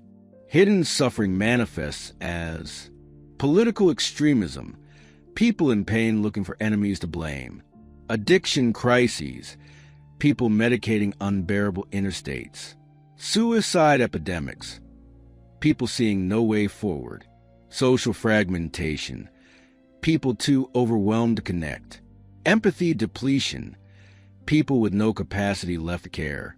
When we speak our suffering, we don't just help ourselves. We help create a culture where honesty is possible, where vulnerability is valued, where people can be human together. This is what Socrates was doing in Athens, not just helping individuals examine their lives, but challenging the culture that prevented examination. His execution suggests how threatening this was to those invested in maintaining the status quo. But his influence also suggests how powerful this is. Socrates has been dead for 2,400 years, yet we're still reading his dialogues, still wrestling with his questions, still inspired by his example of examined, honest living. The liberation of truth. The pain you don't talk about doesn't go away. It just goes underground, where it does its damage unseen. Bringing it into the light, through self-examination, honest naming, and courageous sharing, doesn't eliminate it, but it does transform your relationship with it. Socrates' final lesson might be this: the truth really does set you free. Not the truth that you're perfectly fine. That's a lie. But the truth of your actual experience, however messy, painful, or complicated. That truth, examined and shared, is the foundation of an authentic life. And an authentic life, even when it includes suffering, is infinitely richer than a performed life of false wellness. Because authenticity is how we find genuine connection. It's how we discover we're not alone. It's how we learn and grow. It's how we become fully human. The unexamined life is not worth living, Socrates said. We might add, the unspoken suffering is not worth carrying alone. The courage to examine, to speak, to be seen. This is the path Socrates walked. This is the invitation he extends across the centuries. Your hidden suffering doesn't make you weak. Your willingness to examine it, name it, and speak it makes you courageous. Your honesty doesn't burden others. It liberates them to be honest too. Your vulnerability doesn't diminish you. It connects you to the full breadth of human experience. The examined life includes examining your pain. The authentic life includes expressing it. The courageous life includes being seen as you are, not as you pretend to be. Socrates died for his commitment to truth. We don't face that choice, but we do face a daily choice. Will we speak our truth or maintain our silence? Will we examine our suffering or let it fester unacknowledged? Will we connect authentically or perform indefinitely? The questions are ancient. The choice is yours. And the freedom, the real, deep, lasting freedom, comes not from hiding your pain, but from finally, courageously bringing it into the light. Why your mind lies more than people do. You're lying in bed at 3 a.m. Tomorrow you have an important meeting. But instead of sleeping, you're rehearsing conversations that haven't happened yet, replaying interactions from 3 years ago, constructing elaborate scenarios where everything goes wrong. Your heart races, your palms sweat. You're fighting battles that exist nowhere except in the electric storm between your ears. Socrates would have understood this perfectly, though he lived before neuroscience, before psychology, before the concept of anxiety disorders. He grasped something fundamental. Most human suffering doesn't come from reality. It comes from our thoughts about reality. Here's the kicker. Your mind is a compulsive storyteller, and it's not particularly interested in accuracy. It's interested in survival, in maintaining coherence, in protecting your ego. It will lie, distort, exaggerate, and fabricate to achieve these goals. And it does this so seamlessly, so convincingly, that you mistake its narratives for truth, opinion versus knowledge. In Plato's dialogues, Socrates encounters people absolutely certain of their beliefs, politicians confident in their wisdom, poets convinced of their divine inspiration, craftsmen proud of their expertise. And Socrates does something radical. He asks them to define their terms. What is justice? What is courage? What is beauty? Invariably, their certainty crumbles. Not because Socrates knew the answers, he famously claimed to know nothing, but because his questions revealed that what people called knowledge was actually unexamined opinion, inherited beliefs, cultural assumptions, emotional reactions dressed up as truth. This is precisely what happens in overthinking. You don't actually know your boss hates you. You don't actually know you'll fail. You don't actually know people are judging you. These are opinions, stories your mind generates based on incomplete information, past wounds, and predictive anxiety. But your body responds as if they're facts. The neurological con job. Modern neuroscience confirms what Socrates intuited. Your brain is not a passive receiver of reality. It's an active constructor of it. Your perception is not a camera recording objective truth. It's a storytelling machine that fills gaps, makes assumptions, and prioritizes threats over accuracy. Consider, you see a friend across the street who doesn't wave back. Your mind instantly generates explanations. They're angry at you. They're snobbing you. You did something wrong at the party last week. Your mood shifts. Maybe your whole day darkens. Then you find out they weren't wearing their glasses and literally couldn't see you. One objective reality. A dozen possible interpretations. Your mind chose the most threatening one and presented it as truth. Why? Because in evolutionary terms, false positives, thinking danger exists when it doesn't, are less costly than false negatives, missing actual danger. Your ancestors who worried too much survived. Your ancestors who were too chill got eaten by lions. But you're not running from lions anymore. You're running from thoughts. The Socratic method applied to mental spirals. When Socrates questioned someone, he wasn't trying to humiliate them or prove them wrong. He was guiding them toward recognizing the difference between assumption and knowledge. You can do this with your own thoughts. Next time you're spiraling, pause. Ask yourself Socratic questions. What do I actually know versus what am I assuming? Not, I know my boss is upset. That's interpretation. Perhaps you know, my boss used fewer words in their email than usual. That's observation. Everything else is your mind's editorial work. What evidence contradicts this thought? Your mind in anxiety mode engages in what psychologists call confirmation bias. It collects only evidence supporting its fearful narrative while ignoring everything else. Socrates would force you to examine the full picture. If my best friend had this thought, what would I tell them? Suddenly, perspective shifts. You'd probably say their thought was distorted, that they're catastrophizing, that one bad email doesn't define their career. Why do you grant yourself less compassion than you'd give a friend? What's the worst that could actually happen, and could I survive it?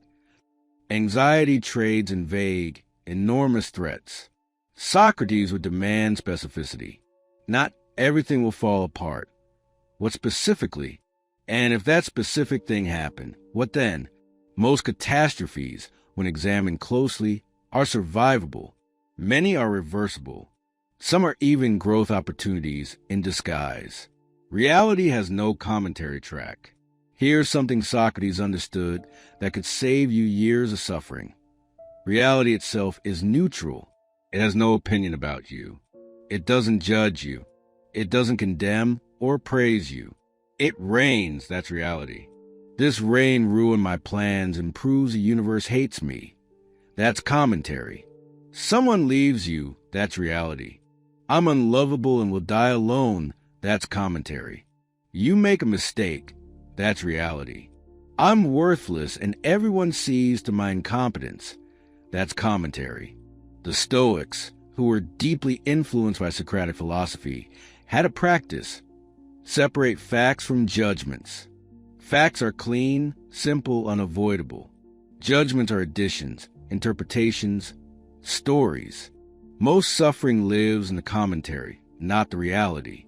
The liberation of "I don't know," Socrates' greatest wisdom, was admitting his ignorance. He knew he didn't know, which made him wiser than those who thought they knew but didn't. The profound freedom in "I don't know." You don't know how this relationship will end. You don't know if you'll succeed or fail. You don't know what people really think of you. You don't know what tomorrow holds. This isn't pessimism. It's liberation from the tyranny of false certainty. Overthinking is often the mind trying to achieve certainty in an uncertain world. It's trying to control the uncontrollable by thinking about it enough. But you can't think your way to certainty. You can only exhaust yourself trying. Socrates would say, stop pretending you know what you don't know. Sit with uncertainty. It's uncomfortable, but it's honest. And from that honest place, actual wisdom can emerge. Your mind as a witness, not a judge. The exam in life isn't about stopping thoughts. That's impossible. It's about examining your relationship with thoughts. Instead of believing every thought that passes through your consciousness, you become curious about it. Interesting. My mind is telling me everyone's judging me. Notice how my mind jumps to worst-case scenarios. My mind is trying to protect me by rehearsing confrontations. This is metacognition. Thinking about thinking, it creates space between you and your thoughts. You're not your thoughts any more than you're the weather. They're phenomena you observe, not identities you inhabit. Socrates lived this. When sentenced to death, he didn't rage or despair. He examined his situation with the same calm curiosity he applied to everything else. His mind offered thoughts about injustice, fear, anger, and he observed them without being controlled by them. You won't reach that level tomorrow, but you can start today. The next time your mind offers you a story about reality, treat it as a hypothesis rather than a fact. Examine it, question it, and watch how much power it loses when you stop automatically believing it. Real-life wisdom Socrates would teach today. Inscribed at the Temple of Apollo in Delphi were two words: know thyself. This ancient maxim became central to Socratic philosophy, but it's often misunderstood as navel-gazing or narcissistic self-obsession. Nothing could be further from the truth. When Socrates said know thyself, he didn't mean curate your Instagram aesthetic or find your personal brand. He meant something far more radical and uncomfortable. Understand your biases, recognize your ignorance, identify the patterns that govern your behavior, and face the parts of yourself you'd rather ignore. In modern terms, he was talking about the gap between who you think you are and who you actually are, the persona versus the person. You have an idea of yourself. You're kind or ambitious or laid back or intellectual or funny. This self-concept is partially accurate and partially fantasy, a brand you built, sometimes consciously, often unconsciously, to navigate the social world. But Socrates would ask, how much of this self-concept survives honest examination? How much of your identity is performance? How much is inherited from parents, culture, trauma, or aspirations? Consider how you describe yourself at a party versus how you act when you're alone. Consider the values you claim versus the choices you actually make when no one's watching. Consider who you think you are in relationships versus what your exes might say about you. The distance between these versions, that's the work of knowing thyself. Your triggers are your teachers. In the Socratic tradition, self-knowledge comes through examination, especially examination of moments when you're emotionally activated. Socrates spent his days in the agora, marketplace, questioning people, and he'd especially focus on moments when they got defensive, angry, or uncomfortable. That's where the truth lived. Today's version, pay attention to what triggers you. Someone makes a joke, and you feel wounded for hours. A political opinion enrages you. A friend's success triggers jealousy. Your partner's minor criticism feels like a personal attack. These aren't random reactions. They're portals to self-knowledge. What triggers you reveals what you're protecting. Maybe you're protecting an image of yourself as competent, so any hint of criticism becomes existential. Maybe you're protecting a narrative that you're better than others, so their success threatens your identity. Maybe you're protecting old wounds that never healed, so innocuous comments land on raw nerves. Socrates would sit with you in that moment of trigger and ask, why this? Why now? Why so much emotion for such a small stimulus?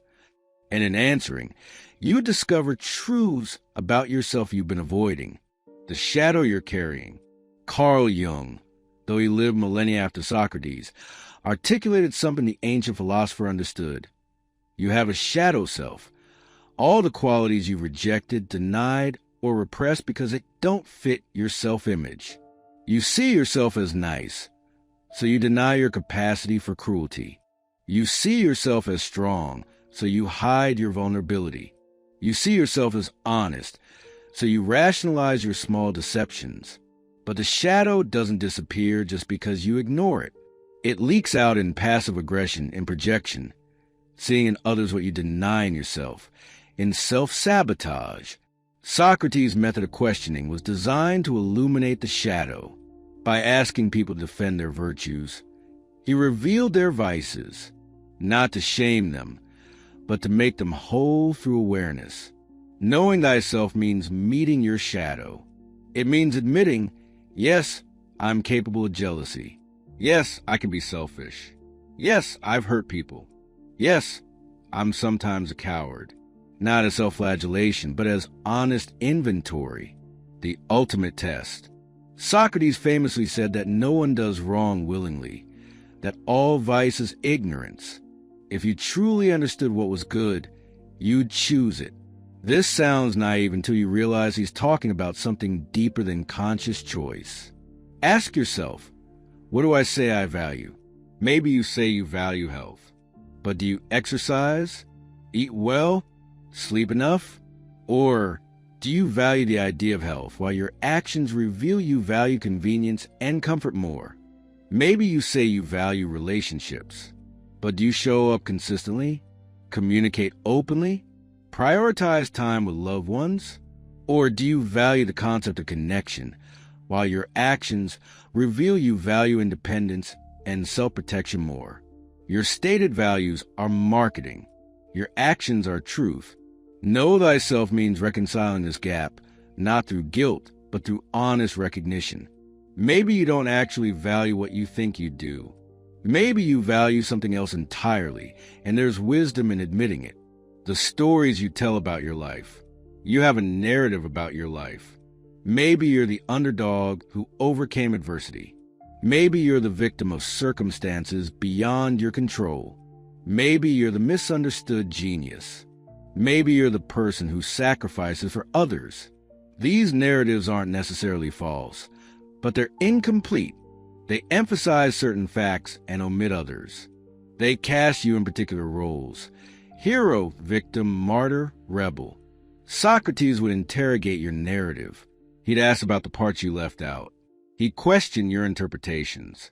He'd challenge your role in situations where you claim powerlessness. This isn't cruelty, it's liberation. Your narrative, while providing coherence and meaning, also limits you. If you're always the victim, you deny your agency. If you're always the helper, you avoid receiving help. If you're always the rebel, you can't build stability. Knowing thyself means questioning your story, not to destroy it, but to see where it serves you and where it imprisons you. Mirrors and magnets. Show Socrates your 5 closest friends, and he'd know you better than your therapist. You attract people who resonate with your energy, values, and unhealed wounds.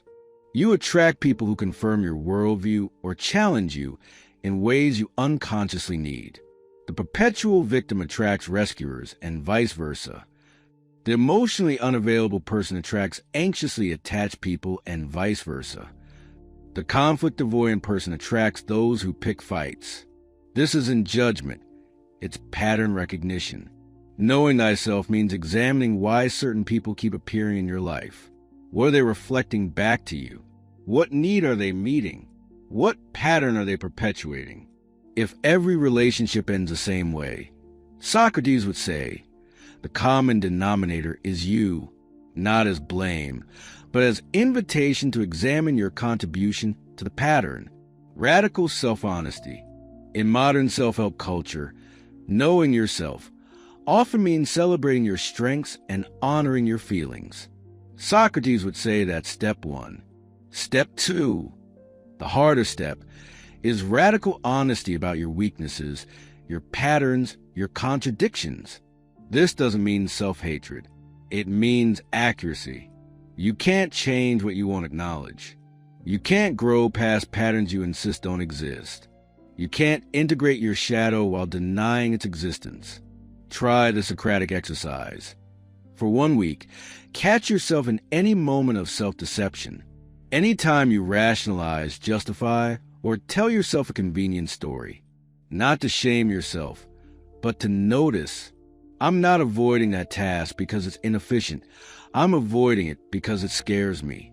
I'm not distant from my friend because I'm busy. I'm distant because I'm hurt and too proud to say so. Small acknowledgments, small truths, they add up to profound self-knowledge. The freedom beyond self-image. Here's the paradox Socrates lived. The more you know yourself, really know yourself, including the ugly parts, the freer you become, because you're no longer spending energy maintaining a false image. You're no longer controlled by unconscious patterns. You're no longer blindsided by your own behavior. You become predictable to yourself, which makes you less reactive. You understand your triggers, so you can pause before responding. You recognize your patterns, so you can choose differently. You know your values, your real values, not your aspirational ones, so you can align your life accordingly. This is a street version of know thyself. Brutal honesty in service of genuine freedom. Not the freedom to do whatever you want, but the freedom to choose consciously rather than being driven by unconscious forces. Socrates died for this principle. He chose death over exile because examining life was what made life worth living. You don't have to go that far, but you can start today. Choose one area where you've been lying to yourself and tell yourself the truth.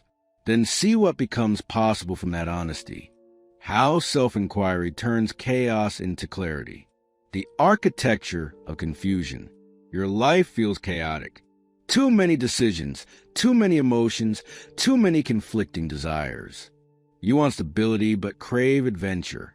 You want intimacy but fear vulnerability. You want success but resist the work. Your mind feels like a room where 20 radios play different stations simultaneously, and you can't find the off switch. This chaos isn't random. It's structured. And Socrates understood that the path from chaos to clarity isn't through acquiring more information. It's through questioning what you think you already know. The power of the fundamental question. Socrates had a superpower. He could take any complex situation and reduce it to a fundamental question. Not to oversimplify, but to find the root beneath the tangled branches. You're miserable at your job, anxious about your relationship, worried about money, feeling disconnected from friends. The overwhelm is paralyzing. But Socrates would ask one question that cuts through everything. What do you actually want? Not what you should want. Not what you wanted 5 years ago. Not what would impress others. What do you, the person you actually are right now, genuinely want? Most people can't answer this. They can tell you what they don't want, what they're afraid of, what they think they should want. But the fundamental question remains unanswered, and that's why everything feels chaotic. The Socratic dialogue with yourself. In Plato's dialogues, Socrates rarely gave answers. He asked questions that forced his conversation partners to clarify, define, and examine their own thinking. The process itself, the dialectic, produced clarity. You can do this with yourself. Take any confusion in your life and interrogate it Socratically. Start with a surface problem. I don't know if I should quit my job. Question your terms. What do you mean by should? Who's defining this obligation? What's the actual choice you're facing? Examine your assumptions. You're assuming changing jobs will solve the problem. How do you know the problem is the job rather than something within you? What evidence supports this? Explore contradictions. You say you want to create a career, but you've turned down 3 opportunities to pursue creative projects. What's the real priority here? Find the fear. What are you most afraid would happen if you quit? If you stayed? Which fear is driving your indecision? Notice what's happening. You're not seeking external advice. You're using questions to illuminate your own thinking. And in that illumination, clarity emerges, not always immediately, but progressively. The paradox of not knowing. Western culture worships certainty. We want answers, solutions, hacks, formulas. Socrates offered the opposite. The wisdom of knowing you don't know. Your life feels chaotic partially because you're demanding certainty in a fundamentally uncertain existence. You want to know the right career, the right partner, the right city, the right choices. But Socrates would say, there is no right that you can know in advance. There's only the choice you make and what you do with the consequences. Embracing uncertainty doesn't increase chaos. It reduces it because you stop exhausting yourself trying to achieve impossible certainty. You stop paralyzed between options, waiting for a clarity that won't come. You make a choice, examine its results, adjust accordingly. This is inquiry in motion. Try, observe, question, adjust, try again. Clarity comes from the process, not from thinking harder before you begin. The Socratic method of organization. One reason your mind feels chaotic is category confusion, mixing different types of problems, emotions, and thoughts without distinction. Socrates was obsessed with definitions, not pedantically, but because clear categories allow clear thinking. When everything's an undifferentiated soup of problems, you can't address anything effectively. Try this. Take everything swirling in your mind and categorize it honestly. Things I can control, my action, my responses, my choices, my effort. Things I can influence, relationships, some outcomes, my environment to a degree. Things I cannot control, other people's choices, the past, many future outcomes, most external reality. Immediately, clarity emerges. You stop wasting energy on the uncontrollable. You stop feeling responsible for the entire world. You focus on your actual domain of agency. Socrates would add another category. Things I think I know, but actually don't. Most of this list should terrify you with its length. You don't know what will make you happy. You don't know how your choices will unfold. You don't know what others think of you. You don't know most of what you confidently assert. Recognizing this doesn't create chaos. It dissolves the false chaos created by pretending you know what you don't. From overwhelmed to understanding. Emotions often feel like chaos, overwhelming, contradictory, uncontrollable. But Socrates would treat emotions like any other phenomenon, as something to examine rather than something to drown in. You're feeling anxious. Instead of either suppressing it or being consumed by it, question it. What specifically am I anxious about? Often, naming it reduces its power. Is this anxiety about a real present danger or an imagined future scenario? What does this anxiety want me to do? What's it trying to protect me from? Has this anxiety been reliable in the past? When it told me to avoid something, was it right? What would I do differently if I weren't anxious right now? The Socratic approach to emotion isn't about elimination. It's about examination. When you examine an emotion, you create space around it. It's no longer you. It's something you're experiencing. And from that space, you can respond rather than react. The clarity of subtraction. Modern life solves problems through addition. More information, more options, more strategies, more tools. Socrates solved problems through subtraction, removing false beliefs, eliminating bad reasoning, stripping away what wasn't essential. Your life feels chaotic partially because you're carrying too much, too many obligations you don't want, relationships that drain you, possessions that require maintenance, activities that don't align with your values, beliefs you inherited but never examined. Clarity comes not from adding more, but from removing what doesn't belong. Socrates owned almost nothing. He needed almost nothing. Not because he was anti-material, but because he understood that every possession, every commitment, every belief is a weight. And clarity requires reducing weight to essentials. Ask yourself, what can I remove from my life that would create more space than emptiness? What am I doing out of obligation rather than genuine choice? What beliefs am I carrying that I didn't consciously choose? Clarity through subtraction. When everything points the same direction. Ultimate clarity comes from integration. When your values, choices, relationships, and daily actions all point in roughly the same direction. This doesn't mean perfection. It means coherence. Socrates lived this. His philosophy wasn't separate from his life. It was his life. He didn't teach courage while living timidly. He didn't preach honesty while deceiving. His death was the final expression of his philosophy. He chose death over compromising his principles. You don't need that level of integrity to experience clarity. And please, don't die for philosophical principles in an age of lawyers. But you can examine, where is my life contradicting itself? Where do my actions betray my values? Where am I splitting myself between incompatible commitments? Integration creates clarity because you stop fighting yourself. The internal warfare between who you are and who you pretend to be, between what you value and what you chase, that warfare is exhausting. Ended through examination, through choosing consciously, through alignment, morning questions.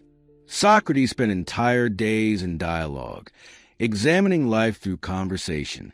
You probably don't have that luxury. But you can adopt a practice. Every morning, before the chaos begins, ask yourself 3 questions. What do I actually want from today?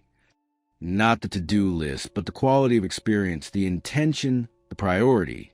What old pattern will I likely fall into, and how can I recognize it when it appears? Awareness is half the battle. What's one thing I'm assuming that I could question instead? Keep your thinking fresh. 3 questions. 5 minutes. But practice consistently. They transform chaos into examined living. They pull you out of reactive mode and into reflective mode.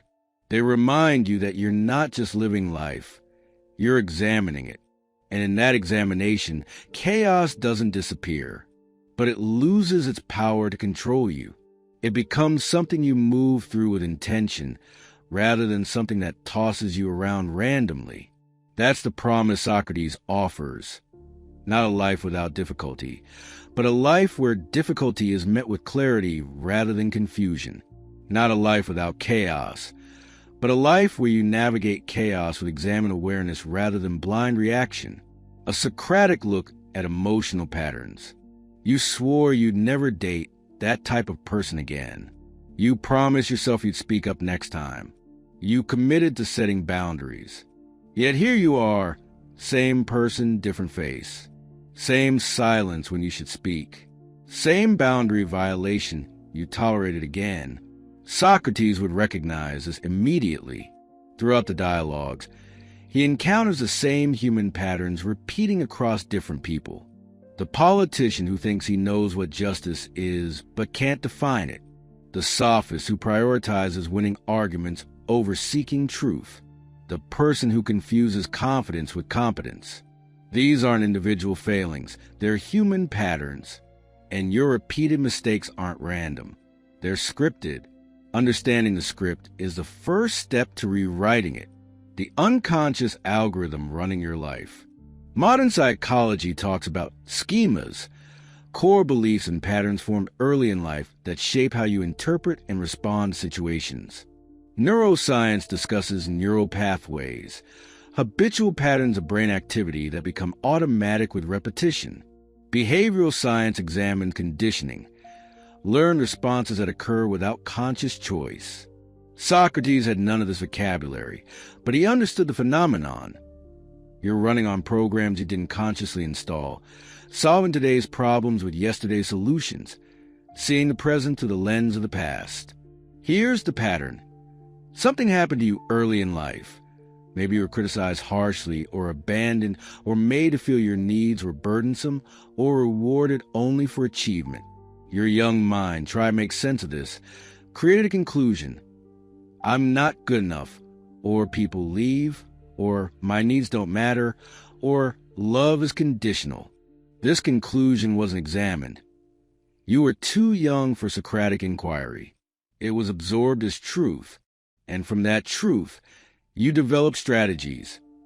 Overachieve to earn love, avoid closeness to prevent abandonment, suppress needs to avoid burdening others, perform rather than simply exist. These strategies worked at the time.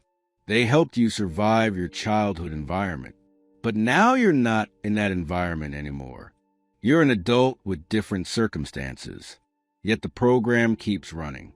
Knowing better but not doing better.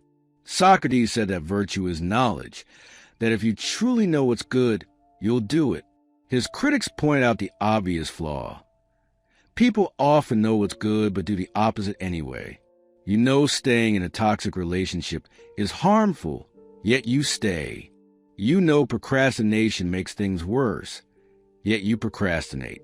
You know alcohol isn't solving your problems, yet you drink.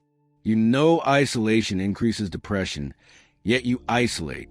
Modern Socratic thinkers would refine the principle. You have intellectual knowledge, cortical awareness, but not emotional knowledge, limbic understanding. Your thinking brain knows better, but your emotional brain, the older, more powerful part, is running different programming. This is why insight alone doesn't change behavior. You can go to therapy, read books, understand your patterns perfectly, and still repeat the same mistakes. Because understanding isn't sufficient. The pattern lives deeper than thought. Finding the core belief. Socrates would guide you through questions to uncover the belief beneath the behavior. Let's walk through it. Pattern. You repeatedly choose partners who are emotionally unavailable. Socratic question 1. What do these people have in common? Your answer. They're distant, hard to reach, inconsistent. Socratic question 2. What feeling do you experience in relationships with these people? Your answer.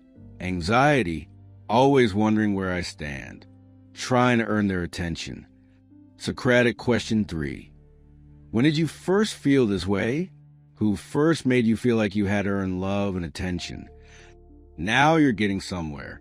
Maybe a parent was emotionally distant. Maybe love felt conditional. Maybe attention was scarce, and you learned to compete for it. Socratic question 4. What do you believe about yourself in relationships? Your honest answer. I believe I'm not inherently worth staying for. I believe I have to earn the right to be loved. There it is, the core belief driving the pattern. You're not choosing emotionally unavailable partners because you're self-destructive. You're choosing them because they feel familiar. They confirm what you unconsciously believe about yourself. They allow you to replay the original dynamic, unconsciously hoping for a different outcome. Why we return to our wounds. Freud called it repetition compulsion, the tendency to unconsciously recreate situations similar to past traumas, attempting to master them. You're not just repeating mistakes. You're unconsciously trying to heal old wounds by recreating their conditions. The child who felt unseen seeks partners who don't see them, hoping this time they'll be seen. The person who felt controlled seeks controlling partners, hoping this time they'll maintain their autonomy. The person who felt abandoned chooses people likely to leave, hoping this time they'll stay. Socrates would recognize this as living unconsciously, acting from patterns you haven't examined, driven by beliefs you haven't questioned, seeking solutions that can't work because they're addressing the wrong problem. You can't heal childhood wounds by recreating them in adulthood with different actors. You can only heal them by examining them, understanding them, and consciously choosing different patterns. Patterns that no longer serve.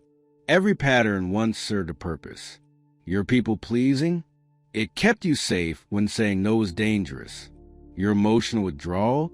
It protected you from vulnerability when opening up led to hurt. Your perfectionism? It earned approval when your authentic self wasn't enough. These patterns were wise responses to genuine threats. Socrates would honor that. But he'd also ask, are those threats still real? Are you still the powerless child who needed these defenses? Most patterns become obsolete. They're solutions to old problems applied to new situations where they don't fit. Your boss isn't your critical parent. Your partner isn't the person who abandoned you. Your colleague's disagreement isn't a threat to your existence. But your unconscious doesn't know this. It pattern matches. Someone raises their voice. Your system goes into the response it learned when raised voices meant danger, even though now you're an adult who can leave, respond, or set boundaries. The examined life means questioning these outdated protectors, thanking them for their service, and consciously choosing whether they still apply. Catching yourself in the pattern. Awareness is necessary but insufficient. You also need to catch yourself in real time, in the moment the pattern activates, and choose differently. This requires what Socrates practiced constantly, self-observation. He could be in the middle of a conversation and simultaneously observe himself having the conversation. He could notice his own reactions, impulses, and thoughts without being consumed by them. You can develop this. The next time you feel that familiar pull toward the unavailable person, toward people-pleasing, toward self-sabotage, pause. Name it. I'm feeling the pattern activate. Then ask Socratic questions. What am I about to do? Why am I about to do it? Is this response wise for the current situation, or is it a reflex from the past? What would I do differently if I weren't running on autopilot? What small choice could I make right now that breaks the pattern? You won't always choose differently. Patterns are powerful. But each moment of awareness, each pause, each small different choice weakens the pattern's grip. Conscious repetition of better choices. Socrates believed in the power of practice. Knowledge must be embodied through repeated action. You don't become courageous by understanding courage. You become courageous by repeatedly choosing brave actions. Breaking old patterns requires building new ones through conscious repetition. Not once, not occasionally, but consistently until the new response becomes as automatic as the old one. If your pattern is people-pleasing, you practice saying no to small things until it becomes more natural. If your pattern is emotional withdrawal, you practice small vulnerabilities until openness feels less dangerous. If your pattern is choosing the wrong partners, you practice different selection criteria until healthy relationships feel less foreign. This is uncomfortable. New patterns don't feel right initially. They feel awkward, fake, dangerous. Your system screams that you're doing it wrong because you're deviating from the script. But Socrates would say, of course it feels wrong. The familiar always feels right even when it's destructive. Trust the process, not the feeling. Patience with the process. Modern culture promises instant transformation. One breakthrough, one realization, one weekend workshop, and you're healed. Socrates would laugh at this. Real change, the kind that rewrites deeply embedded patterns, takes time. Not because you're broken or slow, but because patterns carved over years don't dissolve in days.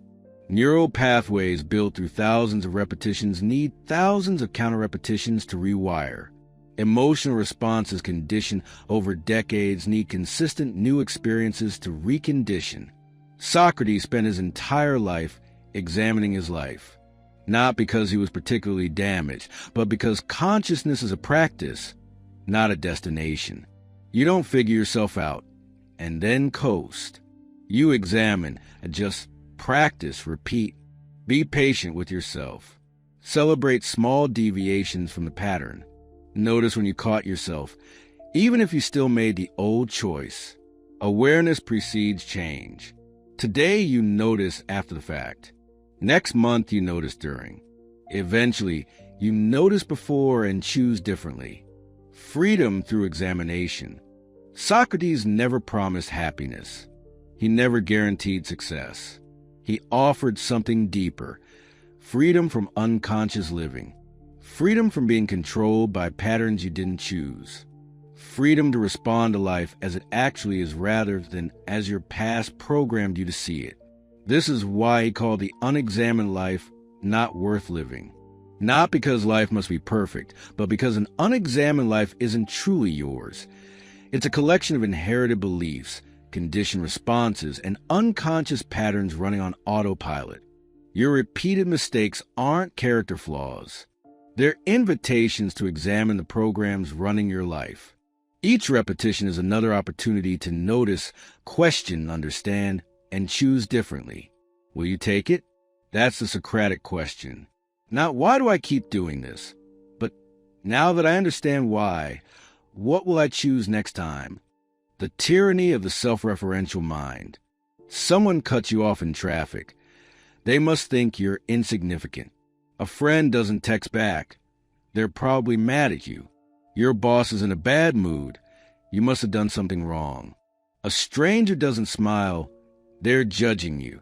Your post gets fewer likes than usual. People are losing interest in you. Notice the pattern? Everything becomes about you. The entire universe gets filtered through the question, what does this mean about me? Socrates would recognize this immediately as a failure of perspective, not because you're narcissistic, but because you're trapped in what philosophers call egocentrism, the inability to see beyond your own reference point. You're not the center of the universe, but your mind can't help experiencing you as the center of your universe. This self-referential thinking creates enormous suffering, because now everything wounds you, everything threatens you, everything requires your emotional response. You're exhausted from taking personally things that were never about you at all. Other people are the center of their worlds. Here's what Socrates understood that could save you years of unnecessary pain. Other people aren't thinking about you nearly as much as you think they are, not because they don't care, but because they're the protagonists of their own stories, just like you're the protagonist of yours. That person who cut you off in traffic, they're rushing to the hospital, or distracted by their own problems, or just bad at driving. Your existence barely registered. They weren't making a statement about your worth. They were navigating their own experience. That friend who didn't text back, they're dealing with their own anxiety, or overwhelmed with work, or forgot, or their mental health is struggling. Their silence isn't a commentary on you. It's a reflection of their internal state. Your boss's bad mood, probably about the quarterly reports, or their own boss, or their marriage, or their migraine. You're a minor character in their story that day, not the cause of their emotional weather. This isn't pessimistic, it's liberating. You're not responsible for managing everyone's reactions to you. You're not the cause of most negativity directed your way. Most of what you take personally was never personal at all. Examining your interpretations. When you feel hurt by someone's behavior, Socrates would ask you to examine your interpretation. What exactly happened? Just the facts, no interpretation. My colleague didn't laugh at my joke during the meeting. What did you make it mean? Your interpretation. They think I'm not funny. They don't respect me. I embarrass myself. What other explanations exist? Alternative interpretations. They were distracted. They didn't hear it. They're stressed about their own presentation. The joke wasn't to their taste, but says nothing about me. They were focused on something else entirely. Which interpretation causes you suffering? The personal one. Which interpretation is most likely true? Usually not the personal one. What evidence do you have for your interpretation versus the alternatives? Usually very little. This examination reveals something crucial. You're not reacting to what happened. You're reacting to what you decided it meant. And you have more control over meaning making than you realize. Why you're wrong about why people do things. Social psychologists discovered something Socrates intuitively knew.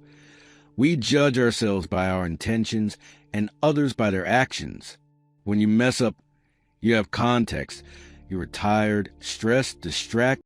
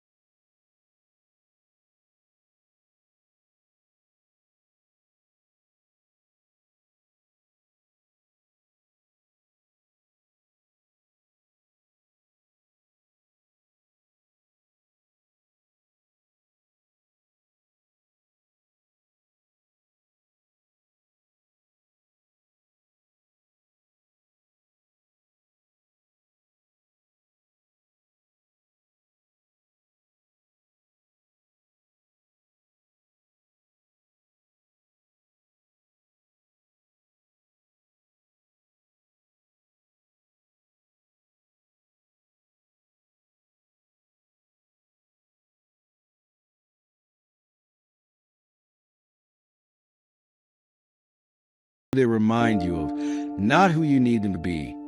Who are they actually? Most people can't answer honestly. And this is the first reason love hurts. You fall in love with an illusion, then reality slowly, painfully reveals itself, the fear beneath the fantasy. If you examine your heart honestly, truly examine it Socratically, without mercy or self-deception, you'll find something uncomfortable. Much of what you call love is actually fear dressed in attractive clothing. Fear of being alone, fear of missing out, fear of your own emptiness, fear of not being chosen, fear that this is your last chance, fear that you're unlovable unless someone loves you, fear of the void you feel when you're not romantically pursued. Socrates would say, this isn't love, it's need, and need masquerading as love creates tremendous suffering. Real love, mature, examined love, comes from fullness, not emptiness. It's the overflow of a person who is already whole, choosing to share their life with another whole person. It's not completing each other, you're not incomplete. It's not finding your other half, you're not half a person. It's two complete individuals choosing intentional connection. But that's not the love most people experience initially. Most early love is fear-based attachment. I need you to validate me, to make me feel worthy, to fill my emptiness, to prove I'm lovable, to distract me from my own unexamined inner life. This is why love hurts. You're not actually connecting with another person. You're desperately trying to use another person to avoid connecting with yourself. The vulnerability that terrifies us. Socrates believed that virtue required courage. Love requires courage in its most stripped-down form, the courage to be truly seen. In love, you can't maintain your persona indefinitely. The mask slips, the performance exhausts you. Eventually, they see your flaws, your wounds, your fears, your shame, your humanity. They see the parts of you that you've hidden from everyone, including yourself. This is terrifying. What if they see the real you and leave? What if your authentic self isn't enough? What if the love was conditional on the performance? And without the performance, there's nothing. These fears aren't irrational. They're based on experience. Maybe your parents' love felt conditional. Maybe past partners left when you showed vulnerability. Maybe you learned that being real is dangerous, so you don't fully let anyone in. You love, but with armor. You connect, but with escape routes. You're intimate, but not truly vulnerable. You show them a curated version, vulnerable enough to seem authentic, guarded enough to stay safe. Socrates would identify this immediately. You're suffering from the pain of pseudo-intimacy, close enough to crave more, distant enough to feel alone, near enough to hurt, far enough to not truly connect. Real intimacy, examined intimacy, requires risk, the risk of being fully known and possibly rejected, the risk of dropping defenses, the risk of trusting someone with your unedited humanity. This is why love hurts. Because real love requires you to be vulnerable, and vulnerability means you could be wounded. The expectations that strangle love. Socrates spent significant time examining unexamined beliefs. In love, these beliefs become expectations, usually unconscious, always powerful, frequently destructive. You expect your partner to read your mind, to know what you need without you saying it, to love you the way you want to be loved without you teaching them how, to complete you, fulfill you, heal your wounds, make you feel worthy, prove your lovability, and never trigger your insecurities. These expectations are impossible. They're not even fair, but you hold them anyway, usually unconsciously, inherited from movies, songs, cultural narratives, and childhood fantasies about what love should be. When your partner inevitably fails to meet these unnamed, often unknown expectations, you feel betrayed. They don't love you enough. They're not trying. They don't see you. They don't care. But Socrates would ask, Did you clearly communicate these expectations? Have you examined whether they're reasonable? Are you expecting this person to fulfill roles they never agreed to? Are you making them responsible for your emotional well-being? The examined heart recognizes. Much of the pain in love comes from the gap between unexpressed expectations and reality. Your partner isn't failing you. They're simply being human while you're holding them to an unstated, often unreasonable standard. The wound that seeks healing in the wrong place. Here's what Socrates understood about human psychology.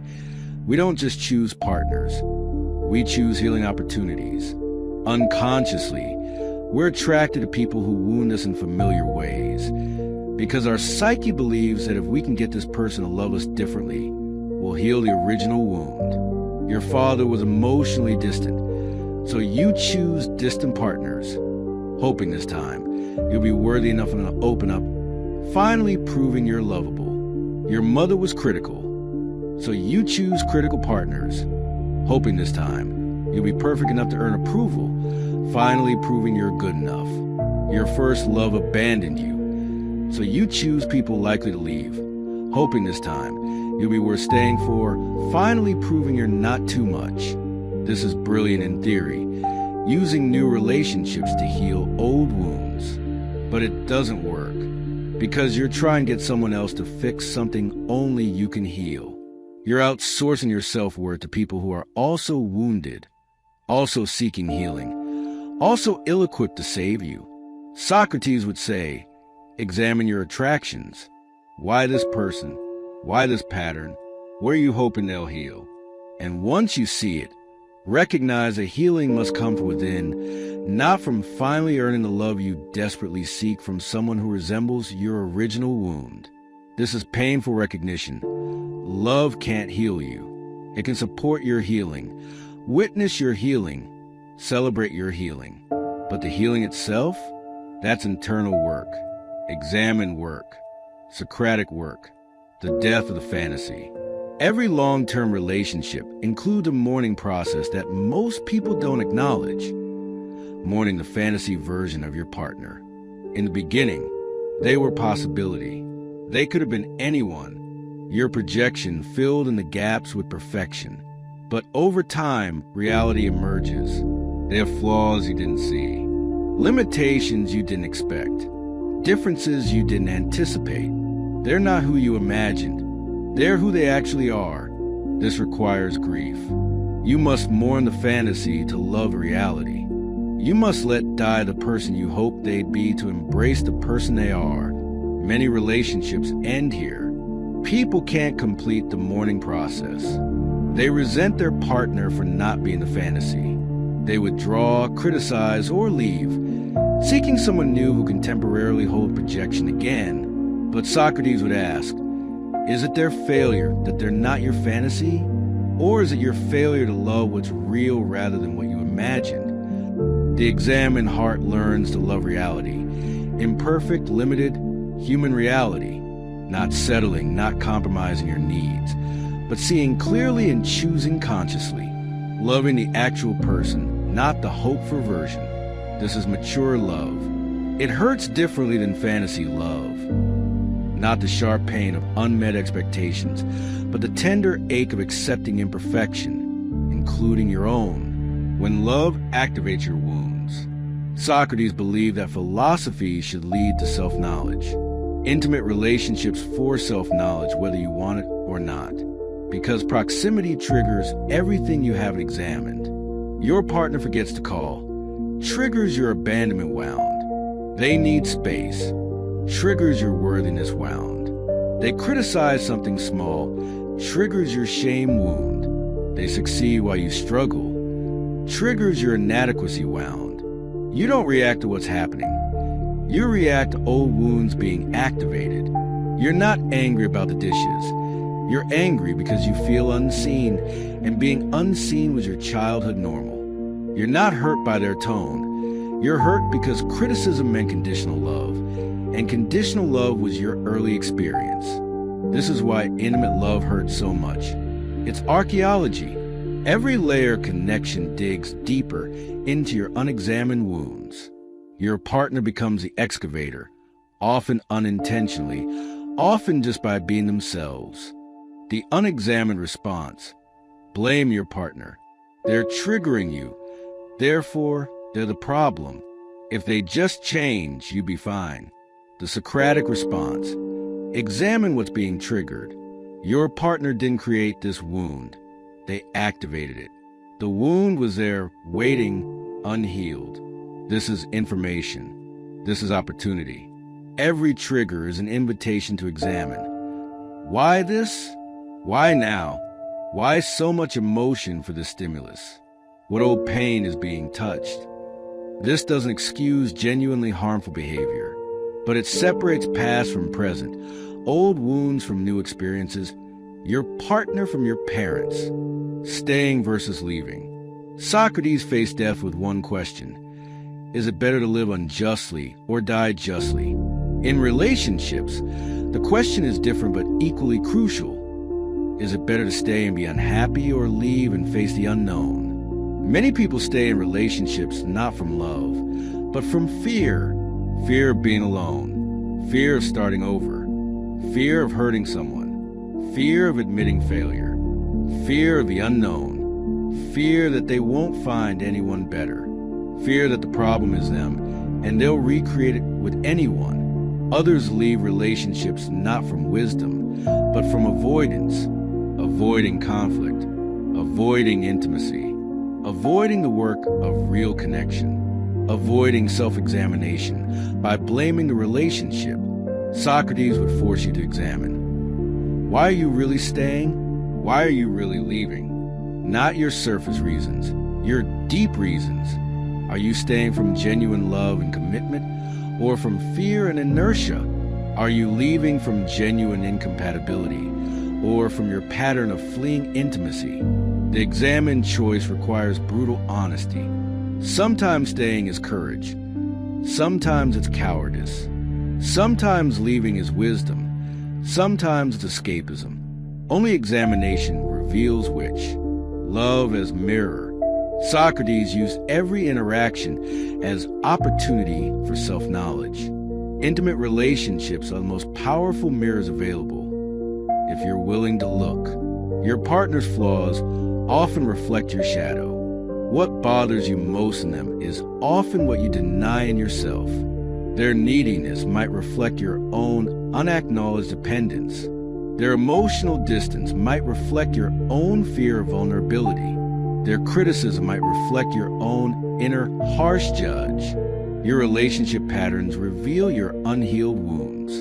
Your fights reveal your core beliefs. Your triggers reveal your early conditioning. Your fears reveal your deepest insecurities. This is why love hurts. It reveals you to yourself, often in ways you'd rather not see. But this is also why love heals. When examined, when used consciously, when approached with courage, love becomes the ultimate practice of self-knowledge. The freedom of examined love. Socrates died free because he'd examined his life thoroughly. He knew himself. He knew his values. He knew his choices. External circumstances couldn't disturb his internal peace. Examined love offers similar freedom, not from pain, but from unnecessary suffering. Not from vulnerability, but from unconscious vulnerability. Not from difficulty, but from patterns that make difficulty into trauma. When you examine your heart, truly examine it, question it, understand it, you stop loving from wounds and start loving from wholeness. You stop seeking salvation and start offering connection. You stop demanding healing and start doing your own healing work. You stop taking everything personally and start seeing your partner clearly. Does it still hurt? Yes. Love involves risk, vulnerability, potential loss. But the pain becomes clean. The necessary pain of caring deeply, not the compounded pain of unexamined wounds, unconscious patterns, and projected fantasies. Socrates would say, the examined heart still breaks, but it breaks open, not apart. It breaks toward growth, not toward bitterness. It breaks consciously, not unconsciously. And from that conscious breaking, real love, mature, resilient, authentic love becomes possible. Freedom from mental overload. Socrates walked through Athens carrying nothing but his thoughts and a simple robe. No smartphone buzzing with notifications. No inbox demanding responses. No social media fragmenting attention. No news cycle creating constant crisis. No productivity apps guilt-tripping about uncompleted tasks. Yet, he still faced mental overload, the Athenian version, political intrigue, social obligations, philosophical debates, moral dilemmas, the weight of being the gadfly stinging Athens awake. The context was different, but the challenge was the same. How to maintain inner stability when external chaos constantly demands your attention. His solution wasn't escape or numbness. It was examination, creating internal order through philosophical practice. Today, when your mind feels like a browser with 437 tabs open, Socratic wisdom offers not simplistic answers, but practices for inner stability amid unavoidable complexity. The tyranny of mental accumulation. Your mind is a hoarder.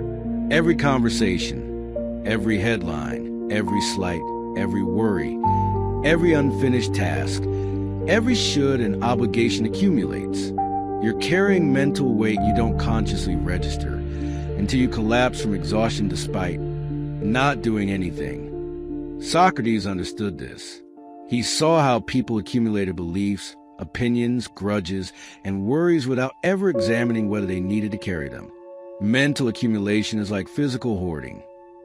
You keep everything because you might need it someday, because letting go feels dangerous, because you haven't developed the skill of discernment. The result, mental overload.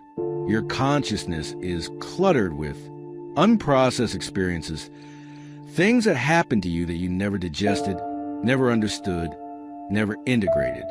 They sit in your mental background, demanding processing power. Unexamined beliefs, inherited opinions, cultural assumptions, defensive positions you adopted but never actually assessed. They create internal contradictions that drain energy. Unmade decisions, choices you're avoiding, conflict you're not resolving, conversations you're postponing.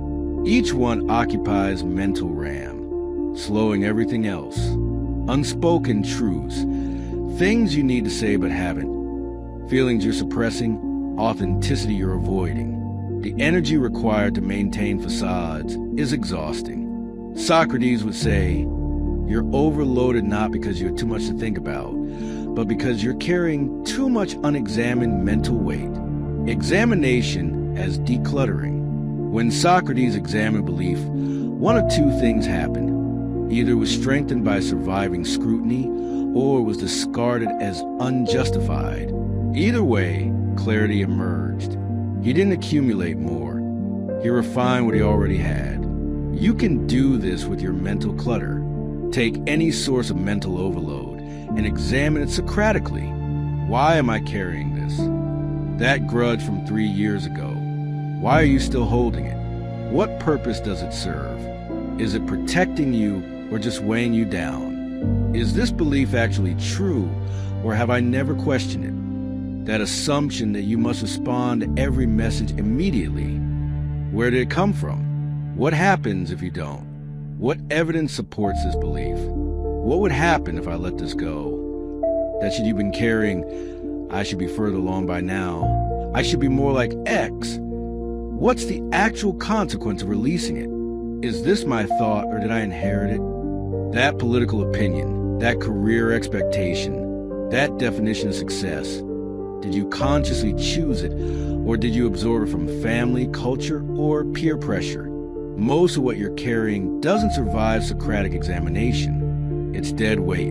Beliefs you don't actually hold, obligations you don't actually have, worries that serve no protective function, thoughts that aren't even yours. Examination declutters. It doesn't add more to think about.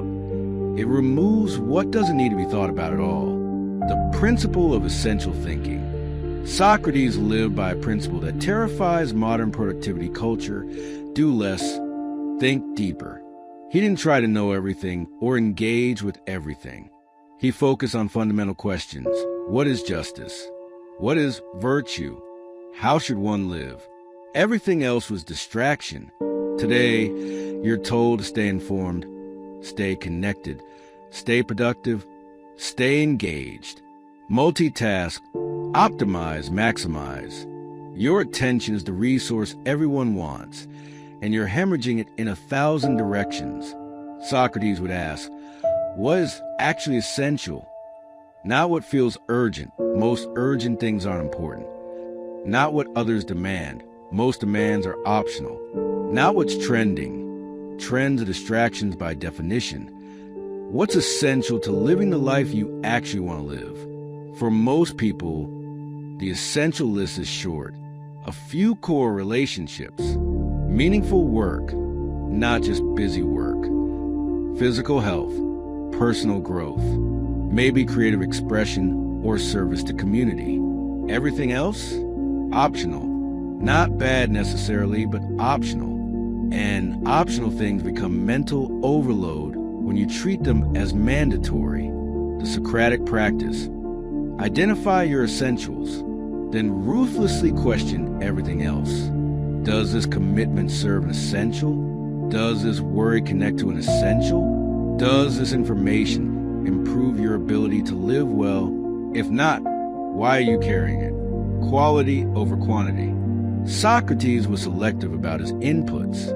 He didn't attend every public speech or engage with every traveling sophist. He chose his conversations carefully, seeking depth over breadth. Your attention is your life.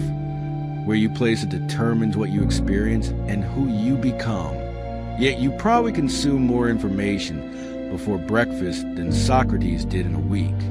This creates overload not just from volume, but from fragmentation. Your attention never settles long enough to digest anything.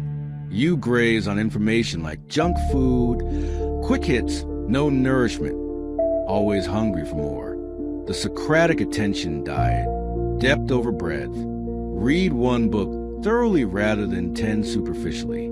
Have one deep conversation rather than 20 shallow exchanges. Master one skill rather than dabbling in many. Primary sources over commentary. Socrates distrusted secondhand information. He wanted to talk to the person, not hear about them. Today, encounter ideas directly, not through outraged tweets or summary threads. Timeless over timely. Most news is noise, dramatic but inconsequential. Focus on what remains true across time. Human nature, fundamental principles, wisdom traditions. These compound. News expires. Creation over consumption. Socrates didn't just consume philosophy, he practiced it. You're overloaded partially because you're only consuming, never creating. Creation processes experience. Consumption accumulates it. This isn't about becoming uninformed or disconnected. It's about protecting your consciousness from pollution. You wouldn't eat everything offered to you. Why consume every piece of information offered? The exhaustion of unfinished loops. Socrates completed his conversations. He didn't leave thoughts half-examined or questions half-answered. He pushed through to conclusion, even if the conclusion was recognizing ignorance. Completion created mental space. Your mental overload often comes from unclosed loops. Conversations you started but didn't finish. Decisions you're avoiding. Projects you began but abandoned. Relationships you haven't properly ended or mended. Each open loop occupies mental space, constantly whispering, "Don't forget about me." Psychologists call this the Zeigarnik effect. Your brain prioritizes unfinished tasks. It keeps them in active memory, creating background anxiety and draining mental resources. You feel exhausted but can't identify why. It's the cumulative weight of unclosed loops. The Socratic practice of completion. Finish or formally quit. That project you've been meaning to get to for 6 months. Either do it or consciously release it. Declare, "I'm not doing this." The relief is immediate. Have the conversations you're avoiding. that conflict you're sidestepping, that boundary you need to set, that truth you need to speak. The mental energy of avoidance exceeds the difficulty of the conversation itself. Make the decisions you're postponing. Decide, even imperfectly. Indecision is more exhausting than wrong decisions because it keeps multiple possibilities alive simultaneously, each demanding mental attention. Process your experiences. Journal, talk with friends, see a therapist. Whatever helps you digest what's happened instead of just accumulating unprocessed experiences. Each completion frees mental RAM. You're not thinking less. You're carrying less unfinished thinking. Stillness and motion. Athens was chaotic, crowded, noisy, politically turbulent. Yet Socrates was famous for a capacity to stand completely still for hours, lost in thought. Once, during a military campaign, he stood frozen in contemplation from dawn until the next dawn, unmoving. This wasn't trance or dissociation. It was a practice of internal stillness, the ability to withdraw from external chaos into examined thought. Not escape, but recalibration. You need this practice desperately. Your life is motion, scrolling, responding, doing, achieving, consuming. Even your rest is often passive consumption, TV, social media, rather than genuine stillness. Without stillness, you never process. You never integrate. You never digest your experiences. You're just accumulating more, faster, always.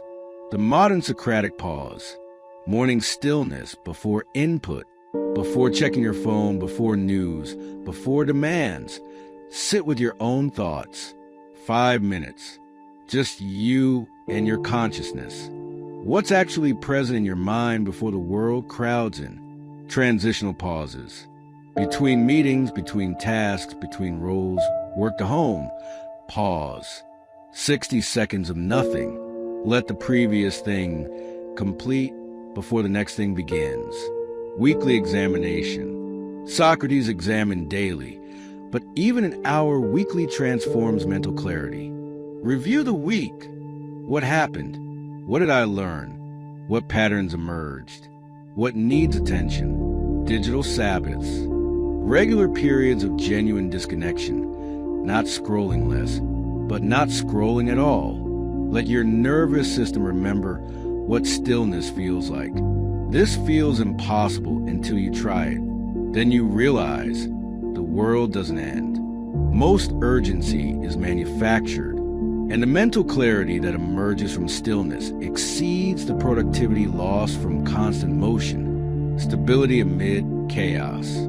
Stoic philosophy, deeply influenced by Socrates, spoke of the inner citadel, a part of yourself that remains untouched by external chaos, not through denial or suppression, but through examined understanding. Socrates demonstrated this constantly. Political upheaval, social condemnation, eventually execution. His inner stability never wavered, not because he was unaffected, but because he built an internal foundation that external circumstances couldn't shake. You can build this, not quickly, not easily, but progressively. Know your principles. What you actually stand for, not aspirational values, but the principles you're willing to suffer for. When external chaos increases, principles provide internal stability. Separate your worth from outcomes.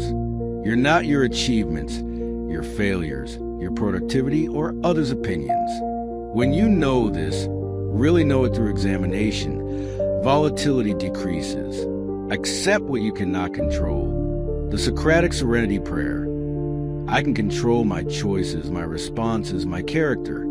I cannot control outcomes, other people, or most of reality. Peace comes from this distinction. Practice voluntary discomfort. Socrates walked barefoot, owned nothing, faced hardship willingly, not masochistically, but approved to himself that comfort wasn't necessary for stability. You can do scale versions, cold showers, fasting, digital fasts, discomfort practices. They build resilience. The inner fortress doesn't prevent mental overload, but it provides a stable foundation from which to manage it. You're not tossed by every wave. You're anchored.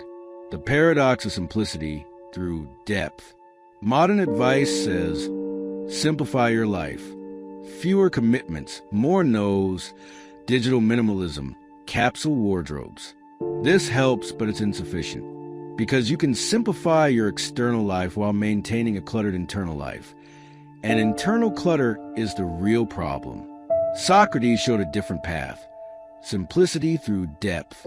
He had one focus, examining life, and everything else organized around that center. Not because he eliminated everything, but because clarity of purpose naturally eliminated what didn't serve. You're overloaded partially because you have no clear center. You're trying to do everything, be everything, satisfy everyone. Each new opportunity or obligation gets added without anything being subtracted. No organizing principle exists to say this fits, this doesn't. The Socratic practice, find your one thing, not your job, but your organizing principle, the question that matters most, the contribution you want to make, the person you're becoming. The examined life you're building. From that center, everything else becomes simpler, not because you do less necessarily, but because you do only what aligns. Opportunities that don't serve your center get declined easily. Information that doesn't support your center gets ignored naturally. Relationships that don't connect to your center get deprioritized clearly. This isn't selfishness, it's integrity. It's living a coherent life rather than a fragmented one. And coherence creates stability, the practice of mental hygiene. Socrates examined his thoughts daily, not occasionally when crisis hit, but as regular practice, like brushing teeth, maintenance, not emergency intervention. You need mental hygiene practices, daily routines that process accumulation before it becomes overload. Morning pages. Write 3 pages of whatever's in your mind. Unfiltered, unedited. Dumps the mental clutter onto paper. Freeing space of the day. Evening review. 5 minutes before sleep. What happened today? What do I need to remember? What can I release? Prevents the accumulation of unprocessed days. Weekly examination. Deeper review. What patterns am I noticing? What needs attention? What should I continue or change? Catches patterns before they become problems. Monthly inventory. Bigger picture. Am I living according to my principles? Are my commitments serving me? What needs adjustment? Prevents drift. These practices feel like additional things to do, more overload, but they're actually maintenance that prevents overload. Like changing oil in your car. Takes time, saves engine. The freedom of, I don't know. Socrates' greatest wisdom was admitting ignorance. This wasn't humility performance. It was liberation from the exhausting burden of knowing everything. You're mentally overloaded partially because you think you need to have opinions on everything, answers for everything, understanding of everything. Every news story, every debate, every question requires your take. This is exhausting and unnecessary. The Socratic practice, I don't know, becomes your most powerful phrase. Someone asks your opinion on a complex issue you haven't examined. I don't know enough to have an informed opinion. Your mind generates worry about a future you can't predict. I don't know what will happen, and worrying won't change it. You face a decision without sufficient information. I don't know yet, and that's okay. I'll decide when I have what I need. This isn't intellectual laziness. It's intellectual honesty. It's the difference between actual knowledge, examined, justified belief, and opinion, inherited, unexamined reaction. You free enormous mental space by not maintaining positions on everything, by admitting ignorance where it exists, by saying I don't know and being comfortable with that. The examined life as mental liberation. Socrates promised that the examined life was worth living. what he didn't emphasize enough. The examined life is also lighter, clearer, more stable than the unexamined life, because examination reveals what's yours to carry, your choices, your responsibilities, your growth. What's not yours to carry, others' opinions, inherited beliefs, manufactured urgency. What matters, the essential. What doesn't, everything else. This distinction, more than any productivity hack or minimalism trend, creates freedom from mental overload. The unexamined life accumulates everything. The examined life carries only what serves, not through forced discipline or white-knuckle willpower, but through clear seeing. When you examine something honestly and recognize it doesn't serve you, letting it go becomes natural. The daily Socratic check-in. End each day with 3 Socratic questions. What did I carry today that wasn't mine to carry? Others' emotions, manufactured urgency, inherited shoulds. What loop did I leave open that I could close? Unfinished conversations, avoided decisions, unprocessed experiences. What did I accumulate today that I don't need? New worries, new opinions, new commitments. 3 questions, 5 minutes. But practice daily. They prevent the accumulation that creates overload. You don't need to empty your mind or achieve Zen mastery. You just need to process faster than you accumulate, to examine regularly rather than crisis manage occasionally, to maintain mental hygiene as consistently as physical hygiene. Stability through examination. Socrates walked to his execution with complete calm. He'd examined his life thoroughly, understood his choices, accepted the consequences. External chaos, even death, couldn't disturb his internal stability. You won't achieve that level of equanimity tomorrow. Maybe not ever, but you can move toward it, more examined, less overloaded, more stable, less reactive, more clear, less cluttered, not through adding more practices, reading more books, or optimizing harder. Through the simple, ancient practice Socrates demonstrated daily. Examine your life. Question your assumptions. Carry only what serves. Let go of everything else. The examined life isn't about perfection. It's about consciousness. And consciousness, examined, practiced daily consciousness, is what transforms mental overload into manageable clarity, external chaos into internal stability, and exhausting complexity into examined simplicity. The ancient practice, the timeless challenge. Socrates died 2,400 years ago. The technology has changed. The pace has accelerated. The complexity has multiplied. But the fundamental human challenges remain identical. We overthink reality and suffer from thoughts rather than circumstances. We avoid knowing ourselves, then wonder why life feels inauthentic. We seek clarity through accumulation when we need it through examination. We repeat patterns unconsciously, then blame circumstances for predictable results. We take everything personally, exhausting ourselves with imagined slights. We suffer in love, using relationships to avoid rather than facilitate self-knowledge. We feel overwhelmed not from having too much to do, but from carrying too much unexamined mental weight.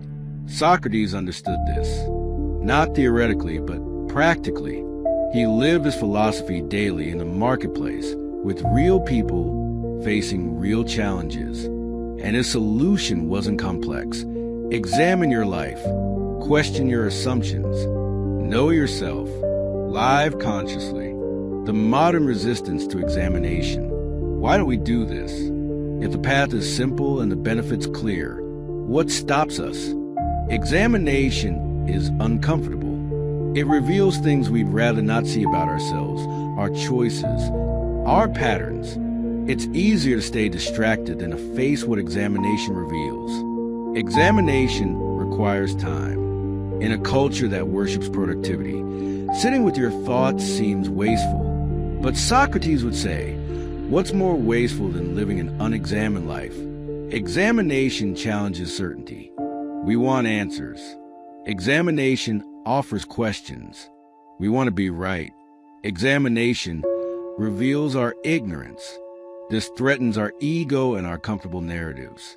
Examination demands honesty, not the curated honesty of social media, but brutal internal honesty about who you actually are versus who you pretend to be. Most people can't sustain this level of honesty. Examination threatens the status quo. Once you examine your life honestly, you can't pretend anymore. You have to change or consciously accept what you're choosing. Both options are harder than remaining unconscious. These resistances are real. Socrates faced them too, and Athens killed him for refusing to stop questioning. You won't be executed for examining your life, but you'll face internal resistance and social pressure to remain unconscious. Starting today, you don't need to become a philosopher. You don't need to read Plato's dialogues or master ancient Greek. You need to start examining your life today in small ways. Choose one pattern to examine this week. Just one, not your whole life. One pattern you keep repeating. Ask yourself, why this? Where did it start? Does it still serve me? What would happen if I chose differently? Practice one Socratic pause daily. Before reacting, before deciding, before speaking. Pause. Ask yourself, is this true? Is this helpful? Is this mine to carry? Is this who I want to be? Question one belief this month. Something you've always assumed, never examined. Where did it come from? What evidence supports it? What would change if you released it? Complete one open loop this week. Have the conversation. Make the decision. Finish the project or consciously quit. Close one loop and feel the mental space it creates. Spend 1 hour weekly and examine stillness. Not consuming, not producing, examining. What happened this week? What patterns emerged? What needs attention? What can I learn? These aren't grand transformations. They're small practices. But practice consistently, they accumulate into an examined life. From unconscious to conscious living. The examined life doesn't eliminate problems, pain, or complexity. Socrates still faced betrayal, poverty, and execution, but he faced them consciously from a place of inner stability and clear understanding. This is what examination offers. Not an easy life, but conscious one. Not freedom from difficulty, but freedom from unnecessary suffering. Not certainty, but clarity. Not perfection, but authenticity. Not answers, but better questions. You transform from reactive to responsive. Stimulus no longer controls you. Victim to agent, you recognize your choices and power. Fragmented to integrated, your life aligns with your values.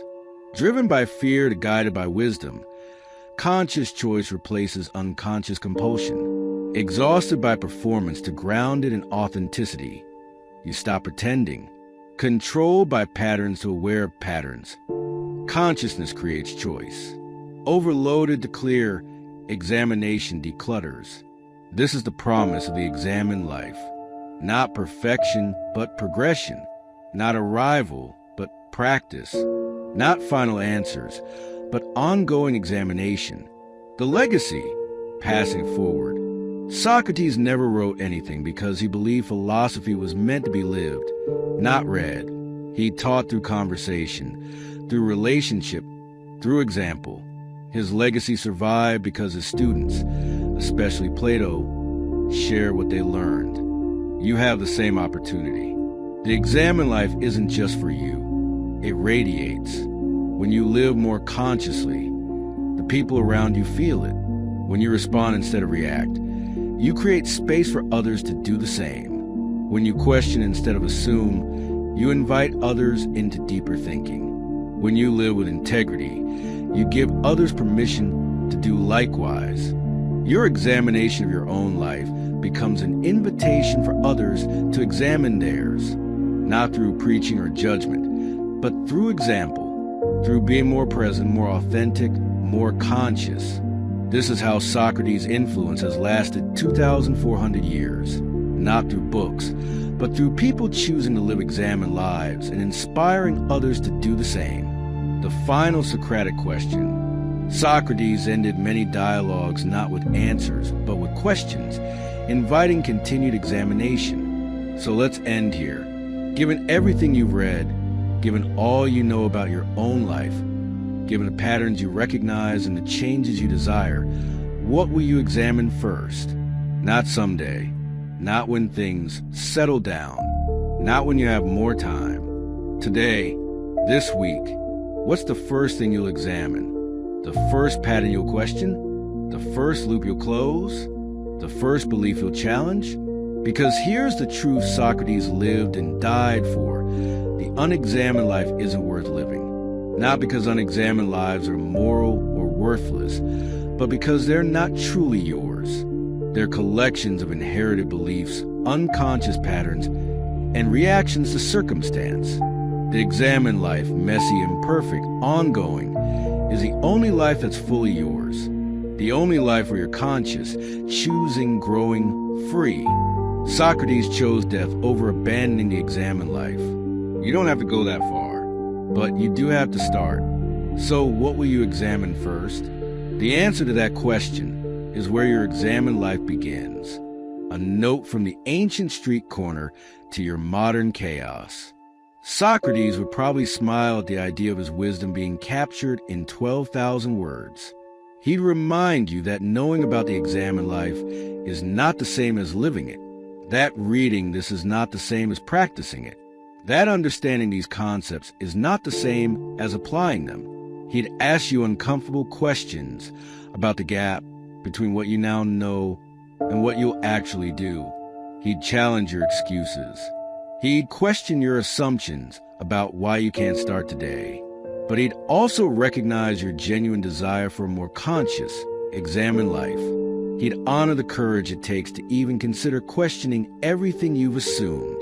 He'd acknowledge that you're here, reading this, which means some part of you already knows there's another way to live. The examined life awaits, not as destination, but as daily practice, not as perfection, but as consciousness, not as arrival, but as ongoing inquiry. Will you answer the call?